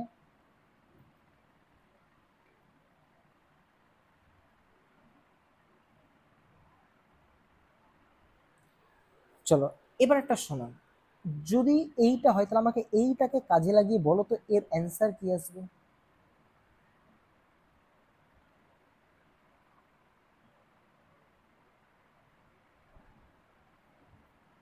এর অ্যান্সার আশা করি তোমরা বুঝে নিয়েছো। এর আলাদা ইন্টিগ্রেশন করব, কিন্তু C1 বেরিয়ে যাবে, তখন এফএক্স এর ইন্টিগ্রেশন হবে প্লাস মাইনাস এখানে C2 বেরিয়ে যাবে, কার ইন্টিগ্রেশন হবে, জিএক্স এর ইন্টিগ্রেশন হবে। তো C1 থাকলো এফএক্স এর integration capital FX plus minus C2 GX integration capital GX plus একটা কনস্ট্যান্ট ক্যাপিটাল সি নিয়ে নিলাম, যেটা ইন্টিগ্রেশন কনস্ট্যান্ট। হ্যাঁ, সি ফর ইন্টিগ্রেশন কনস্ট্যান্ট। আচ্ছা, এগুলা কি ইন্টিগ্রেশন কনস্ট্যান্ট না, এগুলা কিন্তু গিভেন কনস্ট্যান্ট, মানে অঙ্কে যেগুলো দিয়ে দিয়েছে। বুঝতে পেরেছো? আমার না মনে একটা প্রশ্ন যাচ্ছে, তোমাদের মনে এরকম বারবার প্রশ্ন যে এফএক্সটা কি, এফএক্সটা কি, তাই না? সব বুঝতে পারবে যে নতুন এফএক্সটা কি। আচ্ছা, তাহলে এতটুকু বুঝতে পেরেছো। এবার একটা জিনিস শোনো, কখনো যদি কেউ ভেবে থাকো যে এফএক্স ইন্টু জিএক্স এর ইন্টিগ্রেশন করতে গেলে এইভাবে ইন্টিগ্রেশন করব, এফএক্স এর ইন্টিগ্রেশন ইন্টু জিএক্স এর ইন্টিগ্রেশন, এই ভুল কেউ করবে না। আমি কেটে দিচ্ছি লিখে। কেন করবে না? ইন্টিগ্রেশনে যোগ বিয়োগ থাকলে তাকে আলাদা আলাদা করে ইন্টিগ্রেশন করা যায়, গুণে থাকলে কখনো আলাদা করে ইন্টিগ্রেশন করা যায় না। তার জন্য আলাদা সূত্র আছে, তার জন্য আলাদা চ্যাপ্টার আছে, যেটা আমরা শিখবো সেখানে। ওই জন্য দেখো ভুলগুলোও আমি তোমাদের সামনে লিখছি। হ্যাঁ, দিয়ে কেটে দিচ্ছি। সেম গল্প যদি ভাগেও থাকে, কেউ যদি মনে করো যে আমি আলাদা আলাদা করে ইন্টিগ্রেশন করব, যে এফএক্স এর আলাদা ইন্টিগ্রেশন বাই জিএক্স এর আলাদা ইন্টিগ্রেশন, এই ভুল কাজ করবে না। কেন করবে না বুঝতে পেরেছো? তাহলে কখন আলাদা করে ইন্টিগ্রেশন করা যায়? একমাত্র যোগ আর বিয়োগ থাকলেই, তাছাড়া কিন্তু আলাদা আলাদা করে ইন্টিগ্রেশন করা যায় না। গুণ থাকলেও করা যায় না, ভাগ থাকলেও করা যায় না। বোঝাতে পেরেছি? যদি এতটুকুতে কারো কোনো সমস্যা থেকে থাকে তাহলে তারা বলতে পারো। ক্লিয়ার? আচ্ছা, যদি কখনো এরকম কোনো সিচুয়েশন চলে আসে, আমি লিখে দিই এটাও। ধরো সি ডিএক্স, তার মানে আমরা সি ফর কনস্ট্যান্ট বেরিয়ে যাবে, শুধুমাত্র ডিএক্স এর ইন্টিগ্রেশন হবে। এবার তোমরা বলে স্যার কি করে সম্ভব, কিছুই তো নাই, তাহলে ডিএক্স ইন্টিগ্রেশন। অ্যাকচুয়ালি এটা ডিএক্স ইন্টিগ্রেশন না, অ্যাকচুয়ালি কিছু না, মানে এটা একের ইন্টিগ্রেশন হবে। কার সাপেক্ষে? এক্স এর সাপেক্ষে। তো আমরা না ওটাকে বলি না যে একের ইন্টিগ্রেশন এক্স এর সাপেক্ষে, কি বলি জানো? বলি তখন ডিএক্স এর ইন্টিগ্রেশন। আর ডিএক্স এর ইন্টিগ্রেশন কি হয় সেটাও তোমরা একটু পরে জানতে পেরে যাবে। ক্লিয়ার? তাহলে কিন্তু বারবার করে আমি তোমাদের সমস্ত কিছু ক্লিয়ার করে দিতে চলেছি, যে কোন জিনিসগুলো তোমরা ভুল করবে, যেগুলো তোমাদের পরবর্তীকালে কাজে দেবে, যাতে কোনো অসুবিধা না হয়। আশা করি একদম ক্লিয়ার হয়েছে বা তোমরা বুঝতে পেরে গেছো। ঠিক তো? তো চলো এবার আমরা সূত্রে আসি, যে ইন্টিগ্রেশন করার জন্য যে সূত্রগুলো আমাদের জানতে হবে। তো এবার আমরা কিছু ফান্ডামেন্টাল ইন্টিগ্রালস বা বলতে পারো কিছু মৌলিক সমকল সমূহ, বা আরো পাতি বাংলায় বলতে গেলে কিছু এমন ইন্টিগ্রেশন দেখব, বেসিক ইন্টিগ্রেশন, যেগুলা সূত্র হিসেবে আমাদের মনে রাখতে হবে। মনে রাখবে, বারবার করে আমি প্রথমেই শুরুতে বলে দিচ্ছি, যে সূত্রগুলো আমি লিখবো বা যে ইন্টিগ্রেশনগুলো এখন দেখবো, যত বড় ইন্টিগ্রেশন দিক না কেন, তোমাকে সেই ইন্টিগ্রেশনগুলোকে এই যে সূত্রগুলো লিখবো বা ইন্টিগ্রেশনগুলো লিখবো সেই আকারে আনতে হবে, তাহলেই কিন্তু সূত্র প্রয়োগ করতে পারবে। আমি আবার বলছি, এখন যে সূত্রগুলো লিখবো বা বেসিক ইন্টিগ্রেশনগুলো লিখবো, আমাদের যত বড় ইন্টিগ্রেশন দিক না কেন, সমস্ত ইন্টিগ্রেশনকে এই বেসিক ইন্টিগ্রেশনের আকারে আনতে পারলেই তার সূত্র প্রয়োগ হবে বা ইন্টিগ্রেশন হবে, তাছাড়া কিন্তু হবে না। আর কি করে আনবে সব তো আমি শিখিয়ে দেবো, তোমাদের এত ঘাবড়ানোর কোনো বিষয় নেই, তোমরা শুধু ফলো করে যাবে। ক্লিয়ার? তো আমি তোমাদের সেই বেসিক ইন্টিগ্রেশনগুলো একদম খুব ছোট ছোট ছোট জায়গা থেকে দেখাচ্ছি। হ্যাঁ, তারপরে তোমাদের কোনো সমস্যা থাকলে আমাকে বলবে। তো এগুলাকে বুঝে নাও, এগুলা দিয়েই কিন্তু তোমরা অঙ্ক করতে পারবে। আমাদের থিওরিটিক্যাল পার্টটা শেষ, যেখানে আমাদের শেখার বা বোঝাচ্ছিল। এবার আমাদের অ্যাপ্লাইড পার্ট শুরু। এবার তুমি জাস্ট প্রসেসটা ভালো মতো দেখবে, হ্যাঁ, খুব ভালো মতো। আচ্ছা, আমি একদম বেসিক জায়গা থেকে শুরু করছি। তো বেসিক আগে আমাদের নর্মালি স্ট্রাকচার যেটা আমি লিখে দিই, যেটা প্রথম থেকে বলে আসছি, কোনো একটা ফাংশনের আমাদের ইন্টিগ্রেশন করতে দেবে। এখানে যেমন এক্স এর সাপেক্ষে করছি, তাহলে তার যে ইন্টিগ্রেশন, সেই ইন্টিগ্রেশন করলে একটা নতুন ফাংশন পাবো। এখনই দেখবো নতুন ফাংশনগুলো কার ক্ষেত্রে কি হয়। প্লাস কি হবে একটা ইন্টিগ্রেশন কনস্ট্যান্ট। আমি না বারবার সি ইজ ইকুয়াল টু আইসি লিখছি না, বুঝিয়ে নেবে সি ফর ইন্টিগ্রেশন কনস্ট্যান্ট। তো চলো প্রথমে আমাদের যেটা দেখতে হবে, যদি কোনো x to the power N আকারের কোনো রকম কোনো ফাংশন থাকে, x to the power N মানে বুঝতে পারছো, এক্স বলতে কিন্তু এক্স, অন্য কোনো কিছুকে তুমি এক্স এখানে ধরতে পারবে না। আমি একটু পরে নিয়ে আলোচনা করব। তুমি যদি মনে করো যে সাইন এক্স এর মাথায় স্কয়ার আছে, যে ইন্টিগ্রেশন আছে, এইটাকে তুমি x to the power N দিয়ে ধরবে, তাহলে ভাই হবে না। এটা একটু পরে আমি ডিটেলস আলোচনা করছি কি বলতে চাইছে। আপাতত মনে রাখো যে x to the power N বলতে এক্স এর পাওয়ারে যদি ধ্রুবক থাকে, সেই আকারটাকে আমরা x to the power N হিসেবে ট্রিট করছি বা বলছি। আর এই আকারের ইন্টিগ্রেশন ফর্মুলা মনে রাখবে X to the power n plus one by n plus one. Clear? আর একটা কি ধ্রুবক আসবে কনস্ট্যান্ট সি। তবে মনে রাখবে এখানে n এর মান কখনোই -1 হবে না। কেন হবে না বুঝতে পেরেছো? কারণ -1 হলে নিচে 0 হবে, এটা নট ডিটারমাইন হয়ে যাবে। হ্যাঁ, তাহলে তোমাদের মনে প্রশ্ন, তাহলে স্যার -1 থাকলে কি করব? আচ্ছা, সেটা আমি তোমাদের লিখে দিচ্ছি। তার আগে তোমাদের দেখিয়ে দিই এর একটা এক্সাম্পল, যেই সূত্র প্রত্যেকটা দেখাবো, প্রত্যেকটা প্রয়োগও দেখাবো যে কি করে প্রয়োগটা হয়। বলো এইটাকে এই সূত্র প্রয়োগ করা যাবে কি যাবে না? আরামসে যাবে। যদি মাইনাসও দিদি তাও আরামসে যাবে। কেন বলো তো? কারণ এর মান কি হওয়া যাবে না, -1 হওয়া যাবে না, বাকি যা ইচ্ছা তাই হতে পারে। তাহলে আমি যদি একে সূত্র ফেলি, তাহলে ইন্টিগ্রেশন কি হবে? X to the power n plus one by n plus one plus কত সি। এইটাকেই এতক্ষণ ধরে আমি তোমাদের নতুন ফাংশন বলছিলাম, বললাম না করলে একটা নতুন ফাংশন পাওয়া যাবে, এইটাই সেই নতুন ফাংশন। তো এবার তাহলে তোমাদের মনে প্রশ্ন আসবে, স্যার তাহলে এইটাতে কি সমস্যা ছিল? যদি -1 হতো এন এর মান, তাহলে x to the power n plus one by n plus one, নিচে 0 আসা মানে সেটা কি হয়ে যাবে? নিচে যদি 0 আসে সেটা তো নট ডিফাইন হয়ে যাবে, তাই না? তাহলে এইটা মনে রাখবে, যখন এন এর মান -1 তখন প্রযোজ্য না। তাহলে তখন কি করে ইন্টিগ্রেশন হয়? যদি কোনো এক্স এর মান -1 চলে আসে, তাহলে সেইটাকে আমরা এইভাবে লিখি 1/x লিখি। হ্যাঁ, ডিএক্স। আর মনে রাখবে 1/x ডিএক্স এর ইন্টিগ্রেশন হয় log of x, sorry mod x plus c. একটাই দেখাচ্ছি, প্রত্যেকটা বলবো না, তাই একটাই বুঝিয়ে দিচ্ছি, পরে শুধু সূত্র বলবো। কেন 1/x এর integration log of mod x? মনে রাখবে যেহেতু লগ এক্স এর ডেরিভেটিভ 1/x, তাহলে 1/x এর ইন্টিগ্রেশন কি হবে? Log of mod X. আর বারবার করে বলছি দুটো বিপরীত প্রক্রিয়া, তাই না? তোমাদের মনে আরো একটা প্রশ্ন আসতে পারে, স্যার হঠাৎ করে লগে মড দিলেন কেন? মনে রাখবে যতগুলা ফর্মুলা, প্রত্যেকটা ফর্মুলায় লগ থাকা মানে মড থাকবে। কেন? কারণ তোমরা সকলেই জানো লগের মধ্যে কখনো 0 হতে পারে না, বা লগের মধ্যে কখনো নেগেটিভ হতে পারে না। 0 বা নেগেটিভ এদের কখনো লগারিদম বের করা যায় না। সেই জন্য আমরা কি করি, এখানে মড চিহ্নটা ইউজ করি। বুঝতে পেরেছো? তো যেখানেই লগের সূত্র থাকবে সেখানে কিন্তু মড ইউজ করতে হবে। এই ভুলগুলো কিন্তু শুধরে নাও যখনই বলছি। আশা করি বুঝতে পেরেছো। আচ্ছা, 4 নম্বর বলছে যদি এক্স টু দি পাওয়ার 0 হয়ে গেল। আচ্ছা, এক্স টু দি পাওয়ার 0 মানে কত? 1 ডিএক্স। এবার মনে রাখবে 1 তো আমরা লিখি না, তাহলে কি হবে? শুধু ডিএক্স। আর শুধু ডিএক্স এর ইন্টিগ্রেশন হলো এক্স প্লাস সি।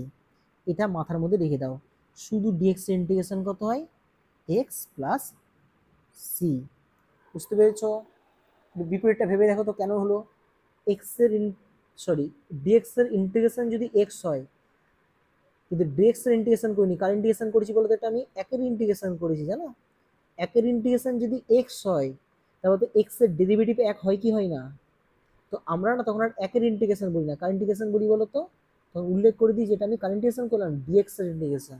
তো তোমরা এটাই মনে রাখবে, ডিএক্স এর ইন্টিগ্রেশন কত হয়? এক্স, শুধু ডিএক্স এর কিন্তু। আচ্ছা, তো এটা শিখে গেলাম এক্স টু দি পাওয়ার 0 বা শুধু ডিএক্স থাকলে কি হয়। এই আকারটা মনে রাখবে, এক্স টু দি পাওয়ার 0 দেখতে পাবে না, এইটা দেখতে পাবে। হ্যাঁ, চলো এবার আমরা নেক্সট সূত্র দেখি। আচ্ছা, নেক্সট সূত্র কি? বলছে যদি এবার এইটা হয় A to the power x আকারের কোনো ইন্টিগ্রেশন দেখতে পাও। এ টু দি পাওয়ার এক্স আকারের মানে কি মনে হবে, এ টু দি পাওয়ার এক্স আকার বলতে যদি ধ্রুবকের মাথায় মানে কোনো কনস্ট্যান্টের মাথায় এক্স থাকে, যেমন ধরো 2 to the power X, 3 to the power X, 4 to the power x, 5 to the power two x, এই জিনিসগুলো যখন আমরা দেখতে পাবো তখন সেটাকে আমরা A to the power X হিসেবে ট্রিট করি।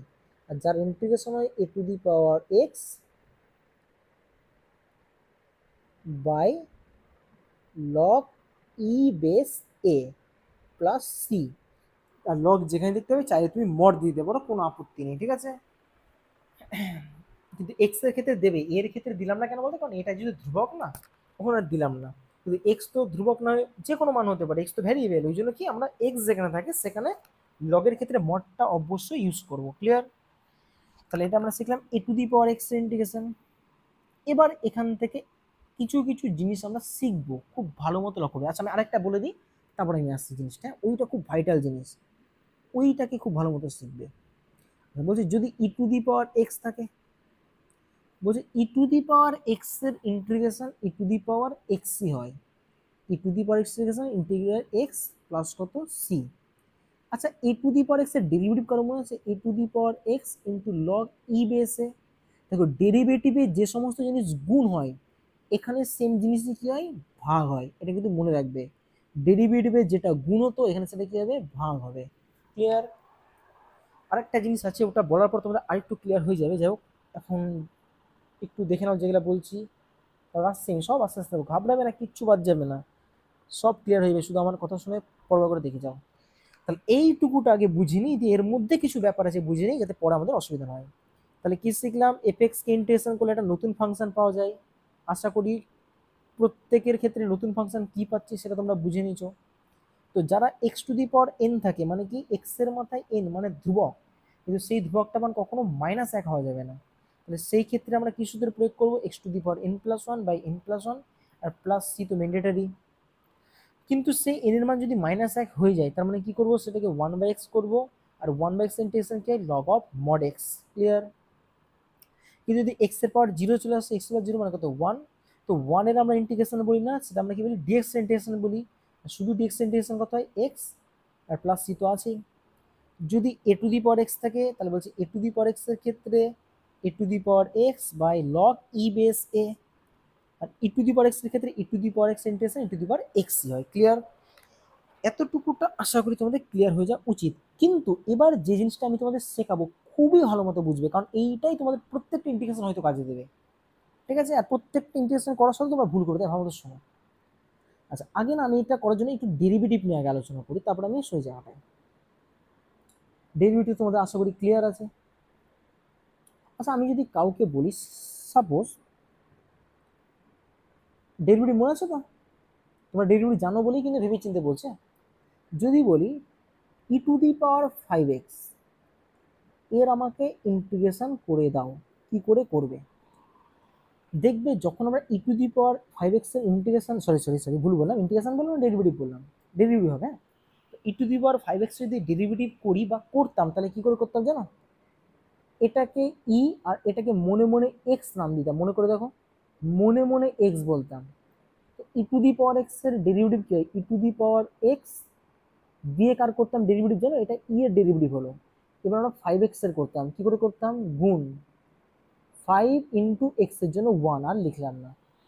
তার মানে দেখো আমরা যেটাকে এক্স হিসেবে ধরছি তার আবার কি করতে হচ্ছে, ডেরিভেটিভ করতে হচ্ছে, সেটা গুণে বসছে। বলছে সেম জিনিস এইখানেও হয়। ক্লিয়ার? আগে আমি তোমাদের ই টু দি পাওয়ার দিয়ে বোঝাই দিই, সব জায়গায় বোঝাচ্ছি একা করে। বলছে যখন আমরা ই টু দি পাওয়ার এক্স না থাকে E to the power M X থাকবে, তখনও সেটাকে মনে মনে এক্স হিসেবেই কল্পনা করব। E to the power X, E to the power x এর ইন্টিগ্রেশন কত, E to the power x দিয়ে ওইখানে গুণ হতো, কিন্তু এটা ডেরিভেটিভ, এটা ইন্টিগ্রেশন, তাহলে এখানে ভাগ হবে। কি ভাগ হবে, কার ডেরিভেটিভ, যেটাকে এক্স ধরেছি তার ডেরিভেটিভ। তো এম এক্স এর ডেরিভেটিভ কত হয়, এম এক্স এর জন্য 1, তার মানে এক কথায় এম, তাহলে সেটা কোথায় বসবে, নিচে বসবে। কেউ পাতি বাংলা ভাষায় বলতে গেলে এটাও ভাবতে পারো যে এক্স এর সহগটা নিচে বসবে, দেখো তো তাই হচ্ছে কিনা। তো আমি আবার বলছি, যাকে আমরা এক্স হিসেবে ধরবো, বারবার বলবো, যাকে এক্স হিসেবে ধরবো তার কিন্তু ডেরিভেটিভ করে ইন্টিগ্রেশনের নিচে বসাতেই হবে। এটা কিন্তু প্রত্যেকটা অঙ্কে প্রত্যেক জায়গাতে কিন্তু অ্যাপ্লাই করবে। হ্যাঁ, ক্লিয়ার? তাহলে যদি কাউকে আমরা এক্স হিসেবে ধরি তাহলে তার কিন্তু ডেরিভেটিভটা কোথায় বসবে? নিচে বসবে। ইন্টিগ্রেশনের ক্ষেত্রেই কিন্তু বলছি, দেখো ডেরিভেটিভের ক্ষেত্রে তার ডেরিভেটিভ গুণে বসে, আর ইন্টিগ্রেশনের ক্ষেত্রে তার ডেরিভেটিভ কত বসবে? ভাগে বসবে। ক্লিয়ার? কিন্তু এবার শোনো, কি বললাম আমি তোমাদের, যাকে এক্স ধরবো তার ডেরিভেটিভটা নিচে বসবে। কাকে এক্স ধরবো এটা এখন প্রশ্ন। আচ্ছা আমি একটা কথা বলি তোমাদের, d of dx e to the power sine x করেছো, আশা করি এর ডেরিভেটিভ প্রথমে ই টু দি পাওয়ার করেছো, এটাকে মনে মনে এক্স দিয়েছো তাই না, ই টু দি পাওয়ার এক্স এর ই টু দি পাওয়ার এক্স করেছো। এর পর কি, যাকে এক্স ধরেছো তার আবার ডেরিভেটিভ করেছো, গুণ করেছো। তাহলে তোমাদের এখানে ভাবতে পারো স্যার এখানেও আমি সেম কাজ করতে পারি, integration E to the power sine X, তার integration E to the power মনে মনে এক্স, তাহলে E to the power X integration E to the power X. আর সাইন এক্সকে যেহেতু এক্স ধরেছি তাহলে এই ডেরিভেটিভটা কোথায় বসবে? ইন্টিগ্রেশনের ক্ষেত্রে গুণিত বসে, ইন্টিগ্রেশনের ভাগে বসে, কত বসবে? Cos x plus c. এই ভুল কাজ কেউ করবে না, মনে রাখবে ডেরিভেটিভে যে কোনো জিনিসকে মনে মনে এক্স ধরা যায়, যে কোনো জিনিসকে, সেটা ত্রিকোণমিতি হোক, লগ হোক, হ্যান হোক, ট্যান হোক, এক্স হোক, যাই হোক, এক্স ধরা যায়। কিন্তু ইন্টিগ্রেশনে সবাইকে এক্স ধরা যায় না।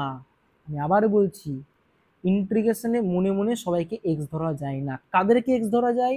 এইটাকেই ভালো মতো নোট করে নাও, এটাই ভুল করবে।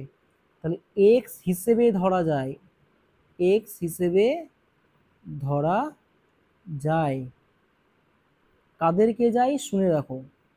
বলছে শুধু এক্স থাকলে তো এক্স হিসেবে তাকে তুমি ধরতেই পারবে, কোনো আপত্তি নেই।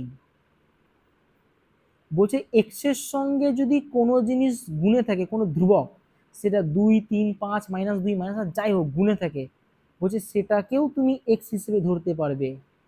বলছে এক্স এর সঙ্গে যদি কোনো জিনিস যোগে চলে আসে, সেটাকেও তুমি এক্স হিসেবে ধরতে পারবে। তাহলে শুধু এক্স কে তো এক্স হিসেবে ধরতে পারবেই, তার সঙ্গে গুণে থাকলেও এক্স হিসেবে ধরতে পারবে, তার সঙ্গে যোগে থাকলেও ধরতে পারবে, তার সঙ্গে গুণ যোগ এটা থাকলেও তাকে এক্স হিসেবে ধরতে পারবে। তাহলে শুধু এক্স কে এক্স ধরা যাচ্ছে, গুণ থাকলেও ধরা যাচ্ছে, যোগ ধরা যাচ্ছে, গুণ যোগ থাকলেও ধরা যাচ্ছে। তাহলে ধরা যাবে না কাকে? ধরা যাবে না এদের বাইরে যত কিছু আছে কাউকে আর এক্স ধরা যাবে না। কেউ যদি মনে করো 2 sin x একে এক্স ধরবে, ধরা যাবে না। কারণ কি বলেছি, শুধুমাত্র এক্স থাকতেই হবে, সাইন এক্স থাকলে তাকে এক্স ধরা যাবে না। আর কি ধরা যাবে না? বলছে এই এক্সটাকে আবার একঘাতের হতে হবে। কত হতে হবে? একঘাতের হতে হবে, তাহলেই তুমি এক্স ধরতে পারবে। তুমি ভাবতেই পারো sir E to the power 2x² আছে, তাহলে এইটাকে কি মনে মনে এক্স ধরতে পারবো? একদমই না। কেন পারবে না? কারণ তুমি যাকে এক্স ধরছো তার ঘাত কত আছে? 2। একদমই ধরা যাবে না, ঘাত একই হতে হবে। একবার যদি অন্য কিছু চলে আসে, ধরো এরকম চলে এসছে E to the power root X, তাও তুমি এটাকে এক্স ধরতে পারবে না। কেন? বারবার করে বলছি, এক্স তাদেরকেই ধরতে পারবে যেখানে শুধুমাত্র এক্স এর ঘাত কত থাকবে? 1। হ্যাঁ, সাথে ধ্রুবক কিছু গুণে বা যোগে বা এগুলা থাকতে পারে, তাতে কোনো আপত্তি নেই, কিন্তু এক্স এর পাওয়ার 1 থাকতে হবে মাস্ট। আর এক্স এর বদলে অন্য কিছু থাকলে, sine, cos, e to the power, log, এই সমস্ত জিনিস থাকলে তাকে আমরা এক্স হিসেবে ধরতে পারবো না। তাহলে শুধু এক্স থাকলে এক্স হিসেবে ধরা যাবে, তার ঘাত হতে হবে অবশ্যই 1, তার সঙ্গে কোনো ধ্রুবক থাকলে যোগে বা গুণে তাকে আমরা এক্স হিসেবে ধরতে পারবো। আদারওয়াইজ এই কটা জিনিস ছাড়া কিন্তু কাউকেই এক্স হিসেবে ধরতে পারবো না। তাহলে এবার তোমাদের প্রশ্নে চলে আসো যে স্যার তাহলে আপনি যেটা লিখলেন E to the power M X এর ইন্টিগ্রেশন, আর আপনি বললেন যে স্যার এটাকে যদি ই নাম দিই তাহলে মনে মনে এক্স, তো মনে মনে এক্স ধরা গেল কি গেল না? বলো কেন যাবে? কারণ এক্সটা এক ঘাতের আছে, তার সঙ্গে কোনো কিছু গুণে আছে, তাহলে একে আমি এক্স হিসেবে ধরতে পারলাম। তাহলে E to the power x এর ইন্টিগ্রেশন কথায় ই টু দি পাওয়ার এক্স, কিন্তু যাকে আমরা এক্স হিসেবে ধরছি সে তো আদৌ এক্স না, তাহলে তার ডেরিভেটিভ বা পাতি বাংলায় বলতে গেলে তার সহগটা কোথায় বসবে? নিচে বসবে। এটা প্রত্যেক জায়গাতে প্রযোজ্য, আমরা দেখবো এক এক করে। ক্লিয়ার? এই জিনিসটাই কিন্তু বোঝো তোমরা, বারবার করে বলছি এই জিনিসটাই তোমাদের কিন্তু বুঝতে হবে। বুঝতে পেরেছো? তার মানে এক্স দিয়ে সবাইকে এক্স ধরা যাবে না, এক্স তাদেরকে ধরা যাবে যাবে সরি এক্স তাদেরকে ধরা যাবে যেখানে শুধুমাত্র এক্স আছে, আর এক্স এর সঙ্গে ধ্রুবক গুণে যোগে থাকতে পারে, কিন্তু এক্স এর ঘাত কত হতে হবে, 1 হতে হবে, তাহলেই সেটাকে আমরা এক্স হিসেবে ধরতে পারবো। তাছাড়া যদি কখনো সাইন এক্স কজ এক্স এগুলো দেখতে পাই ইয়ের পাওয়ারে বা কোনো কিছুকে মানে দেখতে পাচ্ছি, ধরো এরকম আছে লগ অফ সাইন এক্স, তো তুমি কি এটাকে লগ অফ এক্স হিসেবে ধরতে পারবে, পারবে না, কারণ এক্স হিসেবে তাকে ধরা যায় যেটা শুধুমাত্র এক্স থাকে, সাইন অফ এক্স থাকলে তাকে কখনোই এক্স হিসেবে কনসিডার করতে পারবো না। কার ক্ষেত্রে পারবো না, ইন্টিগ্রেশনের ক্ষেত্রে পারবো না। ক্লিয়ার? আশা করি ক্লিয়ার হয়ে যা উচিত। তো দেখে নাও সেম জিনিস যদি এরকম থাকতো, 2 টু দি পাওয়ার ধরে নাও M X, sorry 2 to the power ভুল লিখলাম, a to the power M X DX. আচ্ছা দেখো আমাকে আগে দেখতে হবে এইটাকে এক্স হিসেবে ধরা যাচ্ছে কি যাচ্ছে না, অবশ্যই যাচ্ছে। a to the power x এর ফর্মুলা কি হয়, a to the power x by কত হয়, লগ ই বেস এ। কিন্তু আমি বারবার করে বলছি তুমি কিন্তু এটা a to the power x এর ফর্মুলা ইউজ করলে, কিন্তু যাকে তুমি এক্স হিসেবে ধরেছো সে তো আদৌ এক্স না, তাহলে তার ডেরিভেটিভ কোথায় বসবে, নিচে বসবে, নিচে। তার নিচে মেন ফাংশনের নিচে। হ্যাঁ, তুমি যদি মনে করো এই এমটাকে এখানে না লিখে এইখানে নিচে লিখবে, তাও একই ব্যাপার, এই দুটো জানো তো পরবর্তীকালে গুণ হয়ে এটাই আসবে, a to the power mx M into log E base A. তাহলে এক কথায় যেটাকে আমরা এক্স হিসেবে বলবো তার ডেরিভেটিভটা নিচে বসবে বা তার সহগটা নিচে বসবে। ক্লিয়ার? তাহলে আশা করি এই জিনিসটা ক্লিয়ার হয়ে যাওয়া উচিত, যেটা তোমাদের একটু পরে বারবার কাজে লাগবে বা প্রত্যেক অঙ্কেই কাজে লাগবে, তাই ভালো মতো বুঝে নাও। বুঝতে পেরেছো? তাহলে আমি এটা মিটিয়ে দিলাম। তাহলে আমি যদি কখনো কখনো কাউকে বলি e⁻³ এর ইন্টিগ্রেশন করে দাও, তো কি করে করবে, এটাকে এক্স হিসেবে ধরা যাবে কি যাবে না, অবশ্যই যাবে, কারণ এক্স এর ঘাত 1 আছে আর ওখানে এক্স ছাড়া অন্য কিছু নেই, ধ্রুবক থাকতে পারে, ধ্রুবক কোনো আপত্তি নেই। তাহলে e⁻x এর ইন্টিগ্রেশন e⁻x হয়, কিন্তু যেহেতু আমি এটা এক্স না, তাহলে তার ডেরিভেটিভ মানে সবটা কোথায় বসবে, নিচে বসবে, প্লাস সি।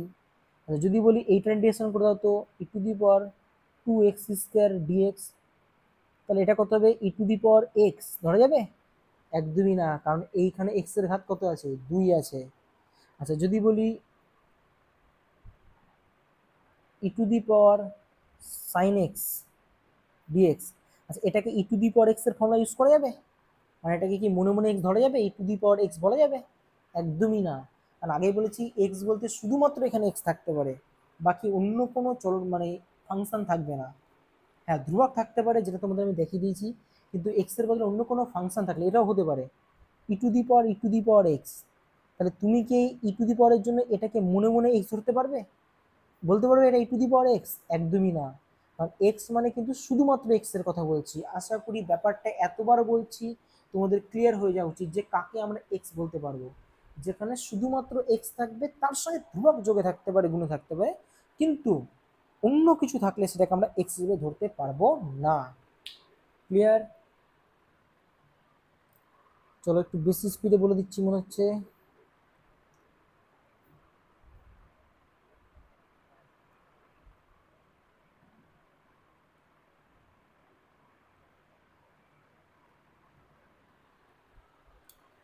চলো এটাতে গেল কিছু ফর্মুলা, চলো আরো বেশ কিছু ফর্মুলা দেখি আমরা। এবারে যে ফর্মুলাগুলো দেখবো ত্রিকোণমিতি, হ্যাঁ খুব ভালো মতো দেখবে, দিয়ে আমাদের ফর্মুলা সেকশন কমপ্লিট। আচ্ছা চলো এবার ত্রিকোণমিতির গুলো লিখছে, হ্যাঁ প্রথম থেকে নাম্বার দিয়েছি, নাম্বার কি দিয়েছি ভুলে গেছি আমি। বলছে যদি দেখো সাইন এক্স এর ইন্টিগ্রেশন করতে হয়, আচ্ছা আমি না আগে লিখে নিই, হ্যাঁ তাহলে আমাকে করতে সুবিধা হবে।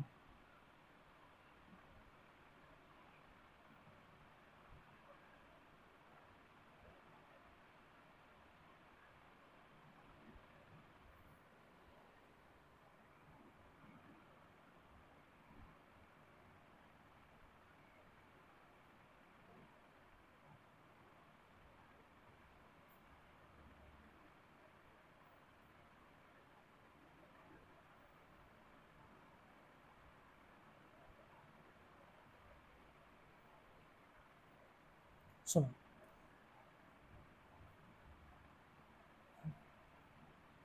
দেখো বলছে সাইন এক্স এর ইন্টিগ্রেশন হয় minus cos x plus c.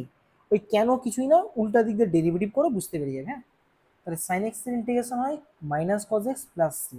কিন্তু আমি যদি বলি সাইন অফ 2x এর ইন্টিগ্রেশন করো, তাহলে বলো তো এইটাকে সাইন অফ মনে মনে এক্স ধরা যাবে কিনা? আরামসে ধরা যাবে, কারণ তোদের শিখিয়ে দিয়েছি। কারণ এক্স এর ঘাত 1 আছে, তার সঙ্গে একটা সহগ আছে ধ্রুবক। তাহলে সাইন এক্স ইন্টিগ্রেশন কি বললাম?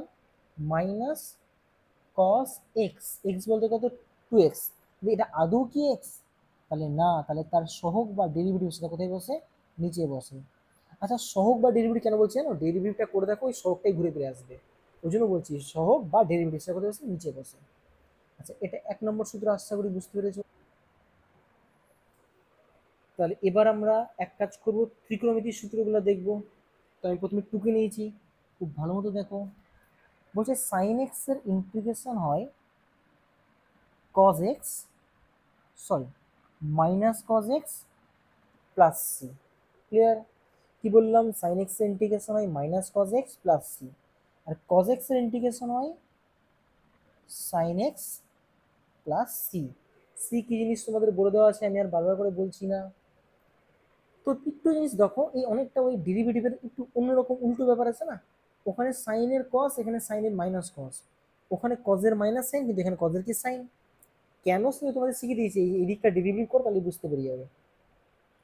তো যাই হোক, আমি এবার তোমাদের একটা প্রশ্ন করছি। Sine of 3x cos of x plus 1, ভালো মতো শুনবে আগে। Sine of 1 minus 2x cos of x square plus 1 dx. আমার তোমাদের কাছে প্রশ্ন, যে এইটাকে সাইন এক্স এর ফর্মুলা ইউজ করা যাবে কি যাবে না? মানে এক কথায় এটাকে এক্স ধরা যাবে কি যাবে না?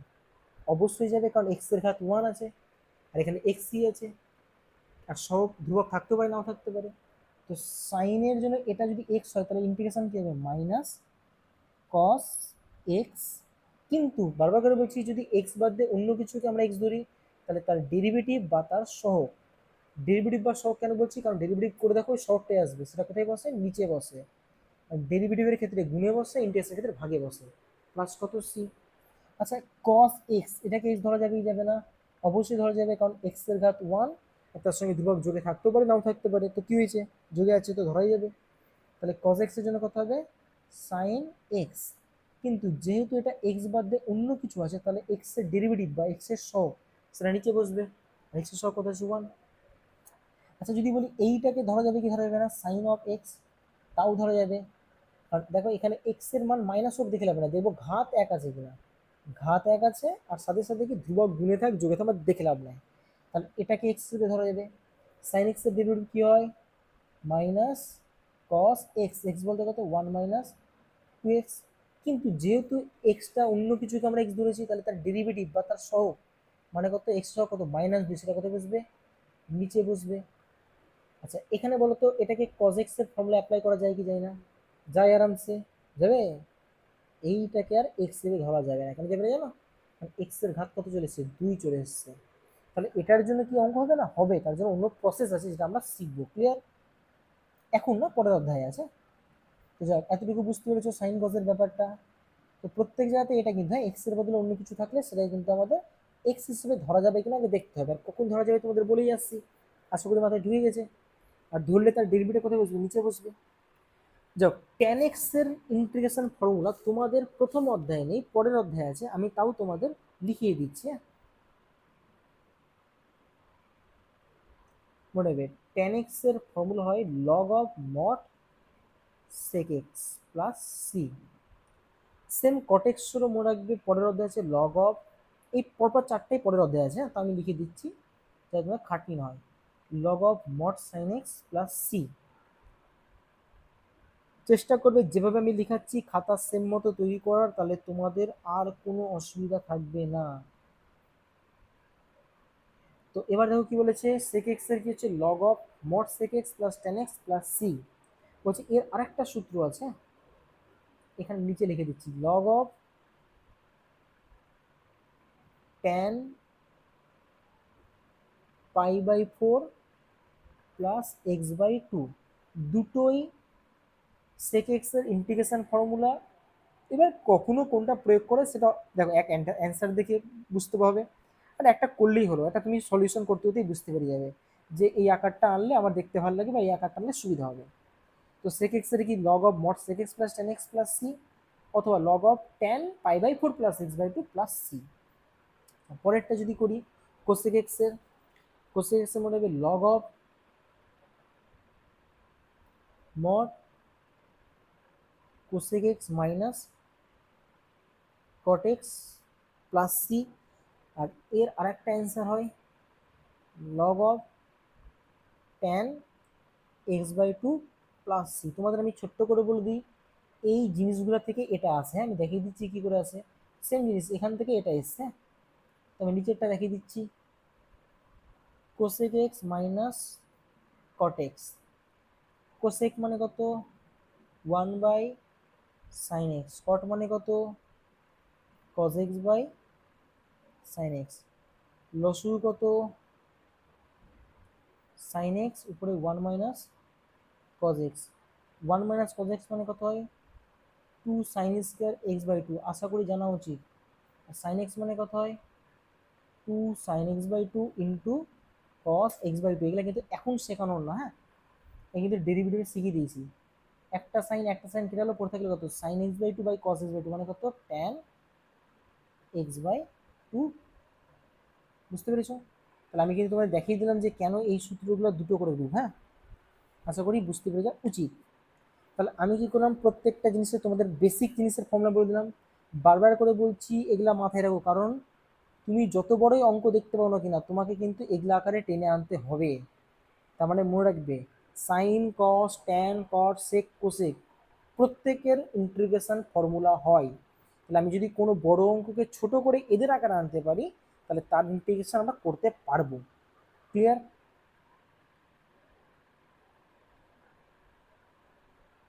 এবার ছোট্ট করে কিছু এক্সাম্পল নিই। tan 4x বলো এর ইন্টিগ্রেশন কত হবে? আচ্ছা tan মনে মনে x ধরা যাবে কি যাবে না? তাহলে tan x এর ফর্মুলা কি ছিল log of mod sec x, x বলতে 4x প্লাস c। অঙ্ক কমপ্লিট। বাহ, একদমই না, একটা ভুল করেছো, যাকে x ধরেছো তার ডেরিভেটিভ কোথায় বসে? তার নিচে, তাই না? বুঝতে পেরেছো? আর ডেরিভেটিভ মানে সব, আশা করি ক্লিয়ার।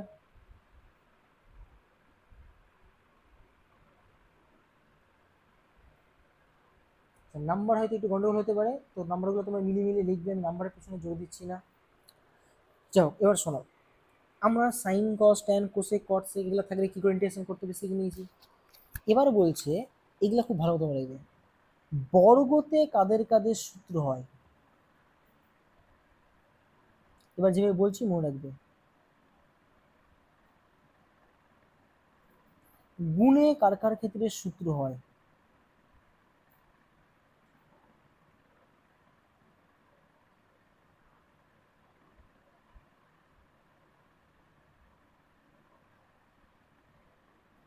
বলছে মনে রাখবে বর্গতে একমাত্র সেক স্কয়ার আর একমাত্র কোসেক স্কয়ার এদেরই সূত্র হয়।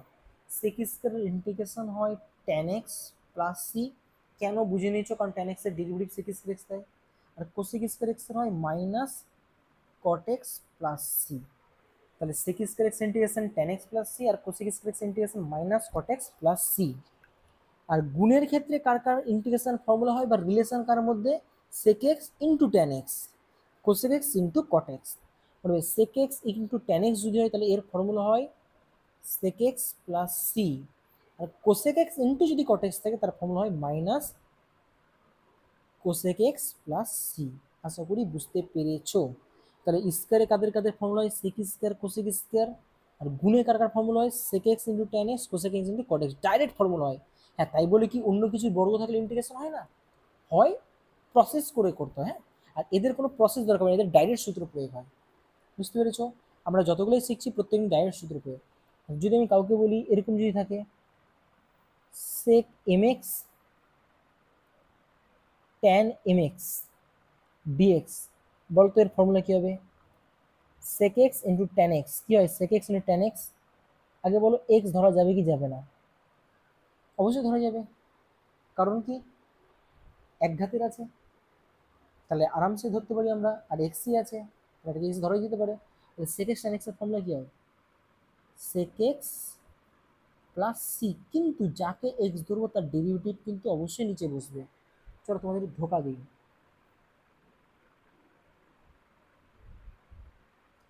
বলো এবার এটাকে ধরা যাবে কি যাবে না? sec x tan x। এবার শোনো, অবশ্যই এটাকেও এক্স ধরা যাবে, কিন্তু এটাকেও এক্স ধরা যাবে, কোনো আপত্তি নেই। কিন্তু ভালো করে দেখো, সূত্র ফেলতে গেলে এই দুটোকে সেম হতে হবে। যদিও এটা এক্স হিসেবে ধরতে পারি, এটাকেও এক্স ধরতে পারি, কিন্তু দুটো কি সেম এক্স? কোনোদিনও না। যেমন দেখো এখানে এক্স হিসেবে ধরলো দুটো এক্স কি সেম, মানে যাকে এক্স এ ধরছি ওই এক্সটা যা ধরছি ওখানে তাই ধরছি এক্স, তখন কি হয় সেটাকে মনে মনে বলতে পারি সেক এক্স আর ট্যান এক্স। কিন্তু এই ক্ষেত্রে কিন্তু এটা এটা এক্স ধরতে পারো, কিন্তু এই এক্স আর এক্স যেহেতু আলাদা, তার মানে কিন্তু এই সূত্রটা প্রয়োগ করা যাবে না। বুঝতে পেরেছো? এই জিনিসগুলো কিন্তু ভুল করবে, তাই কিন্তু আমি তোমাদের এইভাবে শিখিয়ে শিখিয়ে রাখছি যাতে তোমরা ভুল না করো। এত ডিটেলসে কিন্তু পাবে না, অসম্ভব ব্যাপার। চলো বুঝে নিয়েছো? তাহলে আমরা সব শিখে নিলাম, ত্রিকোণমিতি, সাইন কস ট্যান কোসেক কট সেক, কার কার বর্গের সূত্র হয়, কার কার গুণের সূত্র হয়।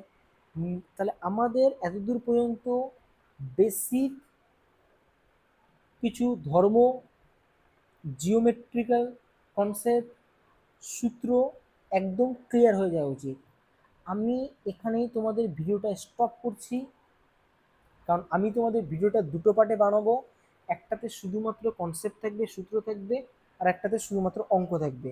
তাই তোমরা খুব ভালো করে এই পার্টের ভিডিওটাকে দেখে নাও, যাতে তোমাদের অঙ্ক করতে কোনো অসুবিধা না হয়। ক্লিয়ার? একদম খুব ভালো মতো দেখে নাও। তো চলো আজকের মতো টাটা, এরপরের ভিডিওতে আবার দেখা হবে। ক্লিয়ার?